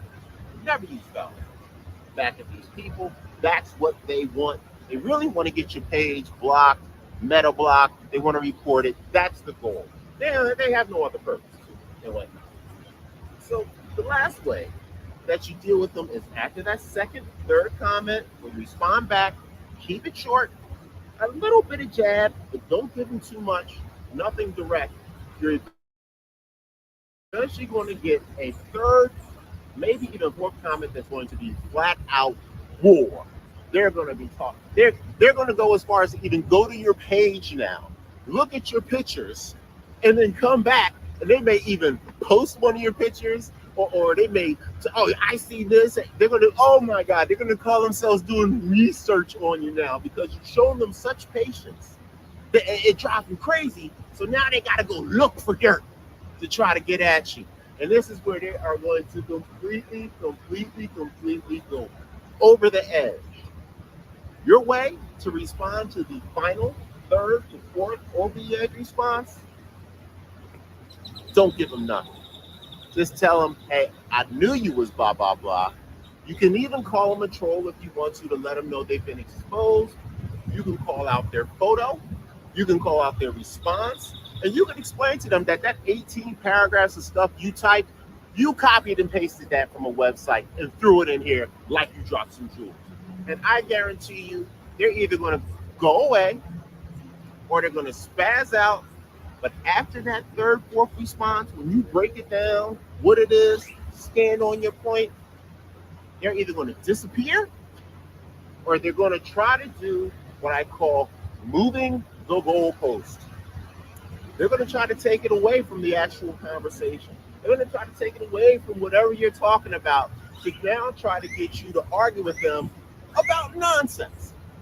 And they're just going to keep moving the goalpost. And every time you shoot it down, they're going to move it again. Don't fall for that, because that is how you defeat the troll. And normally, respond again, short phrase, keep it simple, no foul language, stick to your point, and make them deal with the original point. Almost guaranteed, you will not get another response from them for the rest of this time. You won't get one more and whatnot. Most they'll try to do is try to hold on with multiple goalpost moves. Don't even acknowledge it. Just hit a quick like or just like, yeah, whatever. Just give them a yeah, whatever. All right, buddy. Just don't give them nothing. Up drives them insane. And that is Captain Crazy 19, how to recognize and deal with a troll. Check it out. Be down here in Austin. It's a beautiful day. It's actually pretty hot. I'm overdressed. I'm sweating. It's hot. I thought it was going to be cold out here, man. But that's what it's all about, Captain Crazy 19. How to deal with trolls. Keep it up. Party down. And if you're in Austin, slide through to some of these events. Be getting it in. Peace.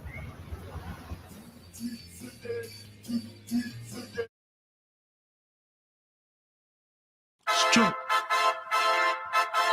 Huh. Yeah. Huh. Huh. Straight.